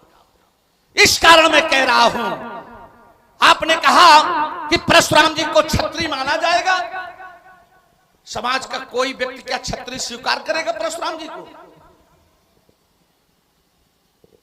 चरु का प्रभाव है तो देखिए, चरु का प्रभाव देखिए कैसे बढ़िया समझा दिए समाज को। और हमको समाज से खोपड़ी हुई हिल गई। इधर देखो अब कैसा लग रहा है? सरकार तो कैसा लग रहा है जरा आप बताओ। बढ़िया समाज से कहा चरु का प्रभाव है। आप चरु का प्रभाव नहीं मानते? हम कहाँ मानते? अगर नहीं मानते, अगर रुको, अभी रुकिए भाई, रुकिए रुकिए रुकिए रुकिए रुकिए भाई, देखिए लंबी वार्ता हुई तो थोड़ा लेते जाओ भाई। अगर चरु का प्रभाव है तो विश्वामित्र में जन्म से क्यों नहीं? अगर भाई तुम कहते हो मैं इसकी लिखी मानता हूँ, कहीं लिखा हो तो बताओ। तो चरु वाली घटना इसमें लिखी है कि नहीं लिखी है? तो क्या इसमें लिखा है कि परशुराम क्षत्रिय है? भाई ये लिखा है कि परशुराम क्षत्रिय है? क्या लिखा है कि विश्वामित्र जी तपस्या के पहले ब्राह्मण थे? क्या लिखा है कि जन्म से विश्वामित्र ब्राह्मण है? अगर ये कहोगे कि इसमें लिखा है तो अगर हम तो कहते इसे छोड़ो, विश्व इतिहास के किसी ग्रंथ से बता देना कि परशुराम जी के लिए क्षत्रिय लिखा गया। दो बातें हो गई। एक तरफ कह रहे हो चरु वाली घटना हम मानते, चरु का लिखा है तो मानते हैं, तो फिर चरु क्यों लिखने वाले ने परशुराम को क्षत्रिय क्यों नहीं लिखा? ये तो बात वो हो गई। कैसे हो गई? कह रहे हम घटना को मानते, तो जब चरु का प्रभाव आए तो क्षत्रियोचित गुण कहां से आया? अच्छा गुणों भाई चरु का प्रभाव तो जोड़ ही नहीं पा रहे हो, हम क्या करें उसके लिए? कहां जुड़? भाई नहीं जुड़ रहा है। तुम नहीं उत्तर दे पा रहे भाई, जोड़ तुम नहीं पा रहे। भाई रुके भाई हम तो जोड़ ही रहे हैं। नहीं जोड़ पा रहे ना।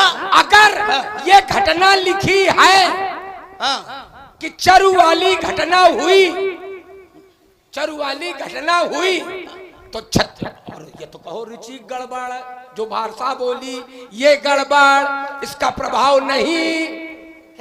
अब बताओ भाई ये लिखा पढ़ी में है, तो जब लिखा पढ़ी में है तो बालक पर उसका प्रभाव होगा कि नहीं? काहे का प्रभाव होगा? क्षत्रियोचित गुणों का और ब्राह्मणोचित गुण का प्रभाव हुआ तो क्या इससे वो क्षत्रिय हो गया, इससे वो ब्राह्मण हो गया? क्या गुण से क्षत्रिय ब्राह्मण होता? ब्राह्मण नहीं हुए भाई, क्या गुण से क्षत्रिय ब्राह्मण होता? हाँ गुण से होते, ब्राह्मण में 9 गुण ही होते। भाई क्या आप में है 9 गुण? वो क्या आप में है? क्या आपको ब्राह्मण कहेगा? क्यों आपका ब्राह्मण नहीं कहा जाएगा? क्या मैं कहा जाता? क्या कहा जाएगा आपको? आपके पिताजी कौन है? आपके पिताजी कौन है? तो विश्वश्रवा कौन है? ब्राह्मण नहीं है। अच्छा एक बात बताओ। हाँ बताओ। दैत्यों के पिता कौन है? दैत्यों के यहाँ तो महिलाओं से वंश चला है। देखिए दैत्यों के यहाँ लाइए, चलिए लाइए, हल्ला मचाओगे। अभी देखो मैं फिर दे रहा हूँ, लाइए आप हमारे यहाँ। तुम लंबी वार्ता करते हो, फिर दूसरा शुरू होता है तो शुरू हो जाते हो। और इस समय धैर्य नहीं बना पा रहे हो, धैर्य नहीं। भाई कश्यप के पुत्र तुम दैत्य भी हो। और कश्यप कौन है? कश्यप कौन है? तो फिर तुम लोग भी ब्राह्मण कहेंगे। ऐसे उत्तर दे, कहीं ऐसे छोड़ो भाई, ऐसे छोड़ो, बात आ गई, छोड़ दो भाई, बात आ गई, छोड़ो, ऐसे छोड़ो, तुम यहीं पर छोड़ो। अभी देखिए आप इतनी लंबी छोड़ो, अभी छोड़ो, यहीं पर छोड़ो। काहे छोड़ो? अब काहे? जबरदस्ती नहीं, जबरदस्ती नहीं, आइए भाई, देखिए आइए, शोर मचा लगी। देखो बस शोर न मचाओ। इतनी लंबी वार्ता की ना, आप लंबी वार्ता की, हमने लंबी वार्ता। अभी तक समाज में कोई खड़ा बोला, बोलने लगे। देखिए एक शब्द बोला, बोलने लगे। ईमानदारी से बताइए कि अभी तक हमने अपनी कोई वार्ता जोड़ी हो? अभी तक तो हम तुम्हारी ही वार्ता के उत्तर कर रहा हूँ। अच्छा, क्योंकि तुम इतनी लंबी वार्ता तय करके जा रहे हो कि उससे ही पूरी वार्ता समाप्त नहीं हो रही। अब तुम कह रहे हो कि तुम लंबी वार्ता कर रहे हो। परशुराम की वार्ता हम लेके आए। परशुराम ब्राह्मण की वार्ता तुम लेके नहीं आए। भाई रुके, आप कह रहे हो हमने कोई वार्ता नहीं रखी, विश्वामित्र की वार्ता हम लेके आए। क्यों तुमने ब्राह्मण क्षत्रिय का विषय नहीं रखा? और तो तुमने रखा तो विषय तुम्हारा है, हमारा तो नहीं है। तब से तो उसका तो यही बात है, कहीं तो तुमने विषय रखा, विषय तुम रखते हो। आइए छोड़िए, आप देखिए जरा छोड़ो आप। यही है धैर्य बनाना बड़ा कठिन है, तुम खो रहे हो। कहना बहुत सरल है कि हम इसकी मानते हैं, हम तो इसकी मानते हैं। इस समय है इसकी मानते हैं? मतलब नहीं, मतलब की मानते हो, बाकी नहीं बताओ। मानते। अगर मतलब की नहीं मानते हो तो चरु वाली घटना लिखी है तो छत्री, चरु लिखी है तो छत्री तो होना चाहिए। या तो कहो- छोड़ो, बड़ी शांति से समझो, समाज को समझने दो, तुम भी समझो समाज को। क्या गुण आने से व्यक्ति उस वंश परंपरा का माना जाएगा? छोड़ दिया भाई नहीं, अभी रुक जाओ, अभी भाई बात रुक जाओ, हम तो अभी जोड़ रहे हैं। जैसे आप निशाचर राक्षस हैं, तो क्या राक्षस की संतान है? बताना अपने क्रम में। आप प्रवृत्ति के कारण राक्षस हैं, श्राप के कारण आप राक्षस हैं, तो क्या राक्षस की संतान है? भाई रुक जाओ, अब इसी को छोड़ो, देखिए वही वो उत्तर छोड़ दिए। करूंगा। हाँ, मैं किसके कारण राक्षस हूँ? श्राप के कारण। साप के कारण, अर्थात बीज हमारा गड़बड़, वही बीज परशुराम का गड़बड़, वही बीज विश्वामित्र का गड़बड़, वही बीज तुम्हारे प्रहलाद का गड़बड़, सब बीज गड़बड़। इसलिए रावण राक्षस बोले विप्र सको तब नहीं कचकीन विचार, हो निशाचर जाए तुम मूल सहित परिवार। इसलिए ये रावण राक्षस अर्थात बीज गड़बड़। ठीक वही स्थिति परशुराम की, बीज गड़बड़। ठीक वही स्थिति विश्वामित्र की, बीज गड़बड़। अच्छा वो हम तुम्हारी मानेंगे और नहीं मानेंगे? सबका बीज गड़बड़, जरा आप बताना, यो वृत्तासुर का बीज कैसे है? और आप लोग देख रहे श्री रावण जी एवं श्री वाणासुर जी का हाहाकारी पाठ। मंच से आग निकल रही है और आग से माहौल गर्म हो रहा है। प्रभावित हुए आप हैं पटेल ट्रेडर्स मुंगीसापुर के मुनीम जी, श्री योगेश दीक्षित और उत्तम दीक्षित जी वर्तमान में धर्म संस्कार चैनल के माध्यम से ग्राम औड़ेरी से इस मंचन का आनंद ले रहे हैं। आपके द्वारा 51 प्रेम प्रसून सादर भेंट किए जा रहे हैं। कोट कोट साधुवाद। चलिए एक बढ़िया बात मैं जोड़ रहा हूं कि बीज अगर गड़बड़ है तो वृत्तासुर का जन्म कैसे हुआ? बीज गड़बड़ था, वहां भी बीज गड़बड़ होगा जैसे इनका बीज गड़बड़ है। भाई वृत्तासुर असुर है, आताताई है, और वो ऋषि त्वष्टा के पुत्र हैं, तो बीज उनका गड़बड़ है। काय राक्षस हुईगा? काय राक्षस भाई, अत्याचारी। अब असुर माने क्या होता है भैया? असुर राक्षस के लिए असुर कहा गया। प्रवृत्ति से जो असुर प्रवृत्ति का है वो सब असुर है, राक्षस है। आपको भी असुर कहा गया, निशाचर कहा गया है, धनुष कहा गया। ये तो तमाम उपाधियां हैं आपके लिए भी, ये कोई बड़ा विषय नहीं है जैसे ले जाओ हास प्रयास में। भाई वृत्तासुर का बीज गड़बड़। देखिए वृत्तासुर क्यों है, कैसे है, कहां से है, जरा समझो। वृत्तासुर का जन्म कहां से है? तो यज्ञ से। यज्ञ से है, ठीक। यज्ञ सुमन है, ठीक। यज्ञ सुमन है, तो परिणाम स्वरूप और काहे के लिए है? देखिए जरा अंतर है। उसके उत्पन्न करने का हेतु क्या है? क्या है? इंद्रहंता पुत्र चाहते थे त्वष्टा। इंद्रहंता पुत्र चाहते थे त्वष्टा, लेकिन सामाजिक दोष होने के कारण इंद्र हो जिसका हंता, ऐसा पुत्र का जन्म हुआ। ठीक। तो आप उसे आप ये थोड़ा कह सकते हो कि वो उसका बीज गड़बड़ है। बीज सही है उसका ना, उसको भाई आप कुछ कह ही नहीं सकते हो ना। बीज है वो, तो कि बीज नहीं, उसका उद्देश्य अग्नि से उसे प्राप्त किया गया। उसका उद्देश्य जैसे, भाई रुके, देखिए बढ़िया बात बता। जैसे जिस समय दक्ष यज्ञ में मैया सती ने अपने प्राणों का अंत किया, तो जो उनके साथ गण गए थे उनके साथ गण गए। अब कुछ लोग हैं इधर वाले, जरा ध्यान दें, जिस समय उन्होंने उस यज्ञ में अपना आतंक प्रारंभ किया, किसने? शिव गणों ने। तो भृगु ने क्या किया था वहां?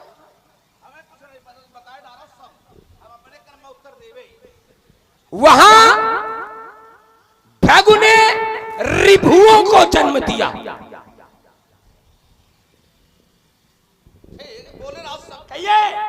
रिभुओं को जन्म दिया, उस यज्ञ से रिभुओं को जन्म दिया, जिससे उस यज्ञ की रक्षा हुई। तो रिभु को क्या कहा जाएगा? वो केवल रिभु माने रिभु है, वो उनको कोई न किसी जाति में रखा जा सकता है, न किसी धर्म में रखा जा सकता। हाँ, चूंकि अग्नि से उनका जन्म है, इसलिए लोग उन्हें ब्राह्मण कहते हैं। जैसे एक यज्ञ सेनी भी हुई। अब इसी को छोड़ो, इसी पर थोड़ी वार्ता हो जाए। हाँ, लंबी वार्ता ना हो। वृत्तासुर का अग्नि से जन्म हुआ, इस वजह से उन्हें किसी जात में नहीं रखा जा सकता, किसी वर्ण में नहीं रखा जा सकता है। लेकिन वृत्तासुर को मारने के बाद इंद्र को ब्रह्म हत्या क्यों लगी? अगर किसी वर्ण में नहीं थे तो ब्राह्मण मारने का दोषी क्यों माना गया? अगर ये कहा जाएगा कि वृत्तासुर को किसी वर्ण में नहीं रखा जा सकता है, किसी जात में नहीं रखा जा सकता क्योंकि अग्नि से उनका जन्म है, तो फिर इंद्र के ऊपर ब्रह्म हत्या का दोष क्यों? इसका मतलब है कि वृत्तासुर को समाज ने त्वष्टा के पुत्र होने के कारण उनको ब्राह्मण माना है। जैसे आप विश्वश्रवा के पुत्र हैं तो आपको ब्राह्मण माना जा रहा है, बस प्रवृत्ति के कारण आप भले पूजनीय न हो, लेकिन आपको ब्राह्मण, और शास्त्र तो यहां तक कहता है कि पूजे विप्र शील गुणहीना। अगर ब्राह्मण शील गुणहीन भी है तो पूजनीय है, पूजनीय है। देखिए, ये तुम्हारी अपनी सोच हो सकती, लेकिन है क्या यहाँ? रावण को कहीं रखा ही नहीं गया। कहां रखा गया मैं बता रहा हूं। उपजे जदप पुलस्त कुल, यद्यप पैदा तो हुए पुलस्त कुल में, सीधे नकार दिया गया। तुम ब्राह्मण हल्ला मचाओ, कहीं रावण को ब्राह्मण क्या माना गया? उपजे जदप, जदप माने यद्यप, पैदा तो हुई गई। कहा? उत्तम पुलस्त कुल, उत्तम कुल में पैदा तो खाली हो गए, लेकिन है नहीं। क्या है? उपजे जदप पुलस्त कुल पावन अमल अनु और तदप महिषुर साप बस भय सकल अगरूप। अगरूप माने, अगरूप माने पाप। अच्छा, कैसे पैदा हुए? पाप रूप। कहे ब्राह्मण रूप नहीं, कैसे पैदा हुए? पाप रूप। एक बात देखो, हम तुम्हारी वार्ता का एक और उत्तर करें, एक बढ़िया उत्तर सुन लो। देखो, जब अच्छा लगे तो सुनना, हम एक शब्द और देते हैं। बढ़िया बढ़िया, एक बढ़िया दे रहे। अगर ये मानोगे कि जन्म वहां से है इसलिए, तो फिर जन्मना जायते सूत्रा ये लिखा पढ़ी में है। तुम लिखा पढ़ी वाला मानते हो? जैसे आजकल कुछ लोग संविधान कह रहे मानते हैं, अपने मतलब की होता है तो मानते, नहीं होता तो फिर नहीं मानते। तो वही स्थिति तुम्हारी है। तुम भी कहते हो कि हम केवल इसकी मानेंगे, तो फिर इसमें तो ये लिखा है जन्मना जायते सूत्रा।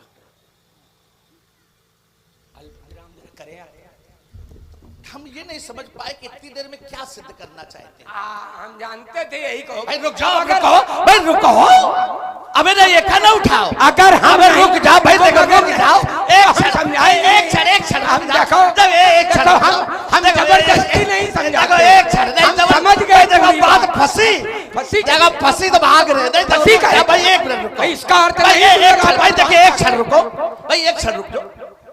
आपने कहा कि कैसे पापी हुए? तदप महिषुर शाप बस। अगर किसी से प्रश्न किया जाए कि रावण का जन्म कहां हुआ, तो क्या उत्तर दिया जाएगा? उत्तम कुल। क्या उत्तर दिया जाएगा कि रावण का जन्म कहां हुआ? तो क्या बताया जाएगा? उत्तम कुल। और लिखा भी गया है उत्तम कुल पुलस्त कर नाती, शिव विरंज पूजे बहु भांति। ये उत्तम कुल कौन है? ब्राह्मण का कुल है। आप जन्म से ब्राह्मण हैं, जन्म से शास्त्र आपको ब्राह्मण लिख रहा है, केवल वो कह रहा है कि श्राप के कारण आप राक्षस हो गए हैं। वृत्तासुर जैसे ब्राह्मण है क्योंकि ब्राह्मण का पुत्र है, लेकिन वो उसकी उत्पत्ति का जो कारण है वो उसमें प्रवृत्ति राक्षसी आ गई है। असुरी प्रवृत्ति। हमारी बात का उत्तर आप हमारी बात का उत्तर हुआ। रुक जाओ भाई, आप ब्राह्मण है, हमारी बात का उत्तर। हमारी बात का थोड़ा है। अब तुमने स्वीकार कर लिया। देखिए, रावण पैदा तो उत्तम कुल में हुआ, लेकिन साप के प्रभाव के कारण राक्षस। तो क्या ब्राह्मण नहीं माना जाएगा? रावण को भाई रुके रुके, ब्राह्मण नहीं माना जाएगा। रुके भाई, देखो हम जानते हैं हल्ला मचा के काम चलाओ, हल्ला न मचाओ, दो शब्दों में उत्तर कर रहा। उसी तरह परशुराम भी ब्राह्मण कुल में पैदा तो हुए, लेकिन क्षत्रियोचित कुल होने के कारण खाली स्थान भर लेना। ठीक उसी तरह विश्वामित्र पैदा तो क्षत्रिय कुल में हुए, लेकिन खाली स्थान भर लेना। देखो ये टूटेगा चापत महाराज मिथिला में, त्रिभुवन तारू प्रलय मच जाएगा, ये बचेगा दयासन और नाचेगा अंबराज, संध्या सिंधु वाल आ जाएगा, चंडी ने खबर पे सचिन आ जाए सुबह, भारत तबन का भाग फूट जाएगा, ये खटके की चंदास मेरी तो शत्रुओं के रक्त का नाला बह जाएगा। चलिए भाई, देखिए यहाँ पर समाचार पत्र के संवाददाता हो तो उनसे विनम्र निवेदन है कि प्रातः काल के समाचार पत्र में आप प्रथम पृष्ठ पर ये अंकित करावें कि परशुराम जी ब्राह्मण नहीं अपितु क्षत्रिय हैं। ऐसा आज से माना जाएगा, क्योंकि चरु के कारण वो क्षत्रिय कहला रहे हैं। हाँ, समझ रहे हो? इधर आवाज से कहना कि हम ब्राह्मण हैं, आज से क्षत्रिय। देखो इधर भी इशारा करे दे रहे हैं ना, तो आज से क्षत्रिय। इधर चक्कर में न पड़ो। अब 10 पग तेरे 10 शीशों पर ज्वाला के अंकार गिरेंगे, और सुनली होगी कंचन नगरी जब गर्मी गदा प्रहार करेंगे, और शौर्य की सत्ताएं निकलेगी, और बालों की बौछारें होगी, और चारों ओर चमकती रणवे और तलवारों की धारें होगी, वीरत प्रदर्शन होगा। मैं कहता ललकार सभा में, और धनुष का खंडन होगा, और धनुष का खंडन होगा। तो तेरे मस्तक पर काल बनकर मैं हल्का मरो प्याला पीगो बनकर मैं तो सोच पहलू उठेंगे, ये पर्दा से कापेंगे। हिमालय धरा साही करी जब युद्ध की शक्ति अलौकिक है, पलट भान भूतल पर करूंगा चंद्र दिख। अरे अब तक आए जाने कितने घोर घमंडी काले, और मिट्टी में मिल गए सभी जो पड़े हमारे पाले। तो याद रख, ये रणबड़ लौटते धड़ पर दिखाई देंगे, ये हमारी अंबर रक्त रंजित हो जाएगा, और जाएगा काली कंकाली का भी अटल भाग, ये अचल वाला भी त्रासशाही हो जाएगा। ढोक जाएंगे वारिद में सूर्यचंद्र दोनों, तारकों का भी फट जाएगा, और करता नहीं मान की बात, वरना हमारे बाड़ों से दास्त दशानन हो जाएगा। और आप हैं ललऊ महाराज ललऊ द्विवेदी जी, मुंगीसापुर के ही निवासी हैं। आपके द्वारा बाड़ासुर जी के इस अभिनय से आनंदित होकर 51 रुपए प्रेम प्रसून भेंट किए जा रहे हैं। कोट कोट साधुवाद। ये काट लोटे गिरोगे तो मुन्ना चबुदे चीले बढ़ाएगी, भागने लगेगी योगिनी हाथ कपल ले, भूतों प्रेतों की दवा कनी साकरी पिशाचनी और सिंगुल गाय बाएं चरणी पर बल बल जाएगी। भाषे बाल कहां तक बतलाओ, सुन टंकोर नारी गर्भन भागवे आशार विष करूंगा, छार छार और बांसांस की धूल में मिलाऊंगा, और धड़का पर्दा फट पाए आज, शब्द सिंधु शब्द दीप एक में मिलाऊंगा। अब शंकर पलंकर भी अच्छा है, एक बार मैं तुमको छकाऊंगा, यहाँ तक समझाओ तुम्हें बार बार, वरना तुम्हारे वंश का अंश सभी न बचाओ। देखो कहो ना कराओ, हमने इन पर लगाया प्रतिबंध, तुम हो प्रतिबंध के विरोध में, तो कहो ना करो, बढ़ाओगे लगाओ हाथ। अब देखो कहीं चैला चीर के डाल दे, लसोड़े के जंगल में पैदा भे रहा हो, खूब चैला इला चीरी है, वो बड़ा अभ्यास है। काहे तुम चैला हो का? अच्छा, हम तुम्हें चीरे की बात कर रहे तो हैं। फिर धोखा हो जाएगा, कहीं दही के धोखे चूना न पी जाओ, समाते तक फाट जाए। देखो हमारे जीवन में धोखा तो होते नहीं, धोखा वाला कोई काम है नहीं, तो सीधे सीधे सीधे ललकार है, उसमें धोखा काहे का?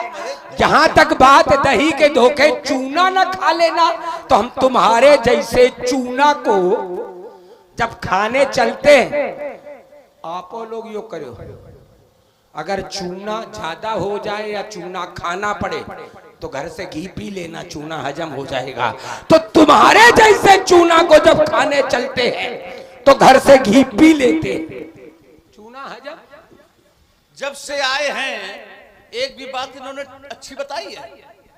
नहीं बताई ना। जब आए सब कल अभी तक एक भी बात अच्छी नहीं बताई, और जाते हुए भी अच्छी बात बता के नहीं जा रहे हैं। इतना तो ठीक बता रहे हैं कि चूने का प्रभाव को समाप्त घी करता है, लेकिन यो बता के नहीं जा रहे कि घी काहे का होना चाहिए। तो वैद्य ने औषध में बताया कि घी गाय का होना चाहिए, और तुम गाय तो सब गांव की ढूंढ ढूंढ मरवा डाली हो, यो घी काहे का पी के चल रहे हो आजकल। घी जो होता है ये तुम समझत हो कि यो औषधि के काम में ना, गाय का घी, गाय का दूध, गांव का मूत्र, गाय का गोबर, ये सब गाय के लिए काम आता है, पूजा के लिए, गाय का मूत्र भी यज्ञ के लिए। भाई गाय का मूत्र भी औषध में है, ये कौन कहता है कि ये औषध में नहीं है? भाई देखिए यही तो बात है कि है क्या, तो जबरदस्त पावन यज्ञ फल हेतु ये है उसका अर्थ। ये गाय का जन्म ही, गाय का जन्म ही कामधेनु समुत्पन्न जीवन परम, कामधेनु समुत्पन्नम सर्वेषां जीवन परम पावन यज्ञ फल है। ये अलग विषय है। हाँ, ये यज्ञ के लिए, भाई वो यज्ञ के लिए है, लेकिन ये कह दिया जाए कि ये औषधि नहीं है, ये गलत है। भाई यज्ञ के लिए है, वो बात अलग है। देखिए चूने का प्रभाव जो है चिकनाई कम करता है। भाई देखो वैद्यों वाली बात पर जाओ, जबरदस्ती चिकनाई। वैद्य तो इसमें अरण्य का, अरण्य वाला नहीं तो उसको ज्यादा प्रभावित मानते हैं। अगर चिकनाई चूने का प्रभाव करती है तो घी से ज्यादा चिकना तो कड़ू का तेल होती है। ये किसने बता दिया? हमने बताया ना, गलत। अरण्य का तेल, इसलिए चिकना।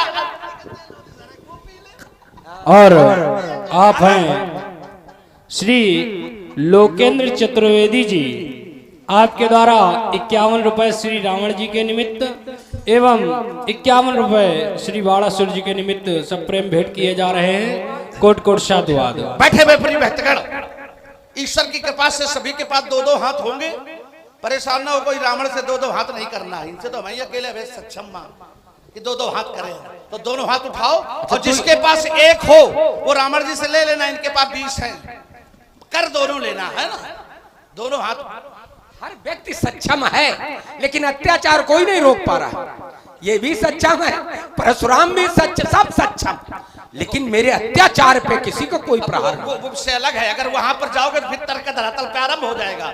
ये तो ब्रह्मा जी की कृपा मानो, उनके 5 छुओ 1000 बार नहीं। अब तक जाने कभी यमराज कि निपट गए होते हो, अब तक राम राम सत्युई का हो, लेकिन ये तो ब्रह्मा जी की कृपा है जो बच्चे घूम रहे। अब देखो हमने कहा तर्क के धरातल में न जाओ, तुम कर रहे विषय समाप्त हो गया। भाई देखो भाई बात देखिए, बात जितनी होगी उतनी कर लो, ज्यादा चक्कर में काहे पड़े हो भाई। जितनी तुम कही होती है बात सुन लो, बस ज्यादा चक्कर में काहे। उठाओ दोनों हाथ और 3 विश्व में घोष करो बड़े ही श्रद्धा और विश्वास के साथ। सब उठा रहे हैं, अरे सब देखो उठाएंगे अभी। जयकार उठाइए सभी लोग हाथ, और 3 स्वरों में जय घोष करना। देखो उठाया, और बड़े श्रद्धा और विश्वास के साथ जय घोष करना। बोलिए जगत गुरु भगवान शंकर की जय। पंडित जी मैं अपने मार्ग पर सने सने आगे बढ़ रहा था। कंटक मार्ग में बाधाएं आना स्वाभाविक, हमारा बड़ा ककड़ीला पथरीला मार्ग है, तो कंटक मार्ग में बाधाएं आना स्वाभाविक। एक बाणासुर रूपी बाधा भी आई, चली गई। मुझे पुनः अपने मार्ग पर बढ़ना चाहिए, जिसके लिए मैंने अपने जीवन की नहीं अपने परिवार के जीवन की नहीं, वरन संपूर्ण राक्षस समुदाय के जीवन की पूंजी दांव पर लगाकर विवश किया उन्हें उस लोक से इस लोक पर आने के लिए। देखो आज हमारा पाप,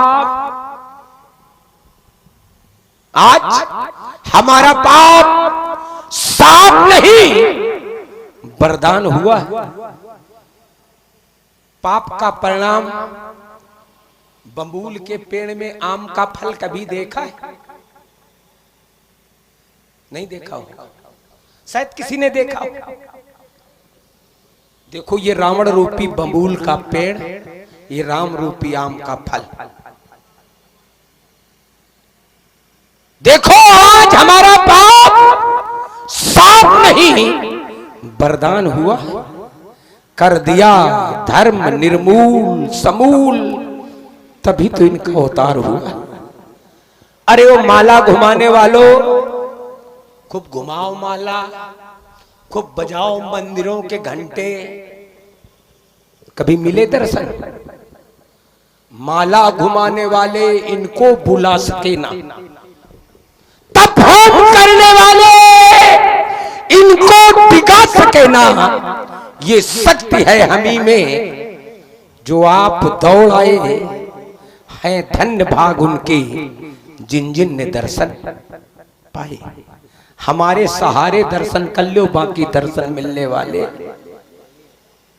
साधना की अमर ज्योति में जीवन सारा जला दिया, जब खुशी हुई जगदम्ब भवानी, मार्ग मुझको बता दिया, फिर रक्त ले लिया ऋषियों का और घट मिथिला में गड़ा दिया।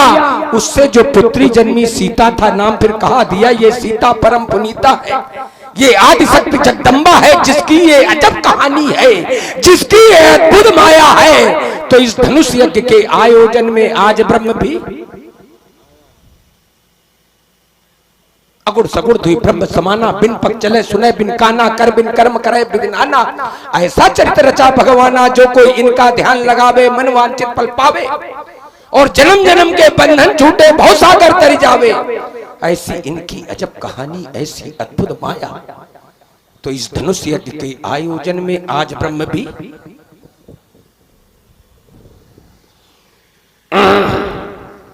आओ आप लोग हमारे साथ है, दर्शन कर लो, बाकी दर्शन मिले मिले। राघव पहचाना? अरे आप तो सबको पहचानते हो। क्यों पहचानते हो? क्योंकि आप ही तो कहते हो सम्मम प्री सम्मम उपजाए। सब आपकी संतान है। अगर 1000 गाय के बछड़ों को एक स्थान पर छोड़ दिया जाए, कितने? 1000, और उसके बाद उसमें गाय छोड़ दी जाए, तो गाय अपने बछड़े के पास तुरंत पहुंच जाएगी। अर्थात पुत्र को पहचानने की सामर्थ्य हर माता या पिता में है। और आपकी जब सब संतान है, तो आप तो सबका पहचाना था। राघव आज आपको अपने सन्निकट पाकर न मालूम क्यों मेरे विचारों में अनायास परिवर्तन हो रहा है। यद्यपि ये मेरा स्वभाव नहीं है, स्वभाव है होए भजन नहीं तामस देहा, होए भजन नहीं तामस देहा, स्वभाव तो मेरा ये, लेकिन फिर भी न मालूम क्यों मेरे विचारों में अनायास परिवर्तन। तो मैं उन परिवर्तित विचारों को आपके इन चरणार विंदों में समर्पित कर रहा हूं। चाहता ये कि चुप कान नावन दो, काने में कैलेन ये लोग सुन न पावे। ये लोग सुन न पावे नहीं, सुन लेंगे तो समझ जाएंगे कि मिली भगत है, नूरा कुश्ती है। कहता हूं कुछ मन की बातें, ये तुम जानो या हम जाने, ये तुम जानो या हम जाने। ये माया में छुपे हुए प्राणी ये भेद भला क्या पहचाने। राघव मेरे मन के भाव तुम्हारे इस मन पर भी लहराते होंगे, कभी तुम्हारे चरण लंकगढ़ आने को अकुलाते होंगे। मैं तो स्वप्नों के दर्पण में देखा करता रूप तुम्हारा। सच कहना राघव, क्या अपने सपनों में तुमने मुझको कभी निहारा? हाँ, मन पर क्या विश्वास किसी का, जो भी देता प्यार उसी का।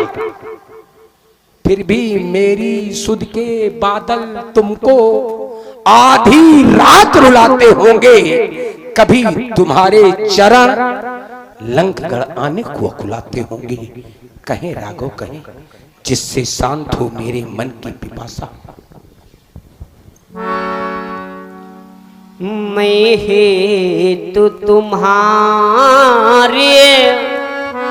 10 कंधरो इस वनीतल पर आया हूँ। अंशों के सहित जन्म ले करो दशरथ का पुत्र कहाया हूँ। कछुक दिन बीते सीता ही तू, कछुक दिन बीते सीता ही तू। गढ़ लंका में चढ़ आऊंगा और बैठा कर बाणु विमानों में, बैठा कर बाणु विमानों में। सुरधाम तुम्हें पहुँचाऊंगा। इतिहास के पन्ने पन्ने में, इतिहास के पन्ने पन्ने में यह अमर कथा लिखो जाएगी। सुर नर मुनि किन्नर नाग यक्षु, सुर नर मुनि किन्नर नाग यक्षु। सब राम रूप गुणों गाएंगे। तुम भी सचेत हो हे लंकापति, तुम भी सचेत हो हे लंकापति। इस मरण रहे उद्गारों का नहीं भेद प्रकट हो ने पाए, नहीं भेद प्रकट हो ने पाए। मेरे उच्च विचारों का मैं हेतु तुम्हारे 10 कंधर इस अवनी तल पर आया हूँ। बढ़िया।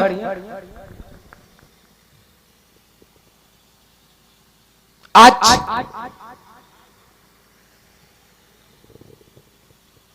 मुझे ये विश्वास हो गया कि आप परम पिता हो, क्योंकि एक पिता के कई संतानें होती हैं। किसी के 2, किसी के 3, किसी के 4, और सबके साथ ये घटना घटती होगी। आप लोग हमारे साथ यात्रा करें। बड़ी संतान पिता के पास पहुंची और जाकर के एक प्रश्न किया, पिताश्री आप सबसे अधिक किसे चाहते हो? पिता ने सोचा अगर इसका नाम ना बताया तो ये भी नाराज हो जाएगा। बेटा तुम ही का क्रम से दूसरा पुत्र, और वही प्रश्न लेकर के पहुंचा पिताश्री, आप सबसे अधिक किसे चाहते हो? पिता ने सोचा कि कौन लिख के देगा, बस बेटा तुम ही का। क्रम से तीसरा और चौथा पुत्र का वही, सबके साथ ये होता होगा, सब लोग अपने अपने घर में यात्रा करें, वही प्रश्न, पुत्र का वही प्रश्न, पिताश्री आप सबसे अधिक किसे चाहते हो? तो पिता का वही नपातुला उत्तर, बेटा तुम ही का। तो जब एक पिता अपने 4 पुत्रों को संतुष्ट कर सकता है, तो आप तो परम पिता, आपको सबको संतुष्ट करना है। आज रावण मिल गया तो रावण को भी संतुष्ट कर दिया, मैं हेत तुम्हारी। जबकि आप कहते हो धेनु विप्र सुर संत हित लीन मनुज खालिस्तान भल्य। कभी कहते हो जब जब नाथ सुरन दुख पायो तो नाना तनु धरी। आज रावण मिल गया तो बेटा तुम ही का, बस हे राम तुमने कह दिया, विश्वास मुझको हो गया। जानते हो विश्वास क्यों हो गया? अगर आपका वो चतुर्भुजी रूप होता तो विश्वास न होता, क्योंकि वो रूप क्या है?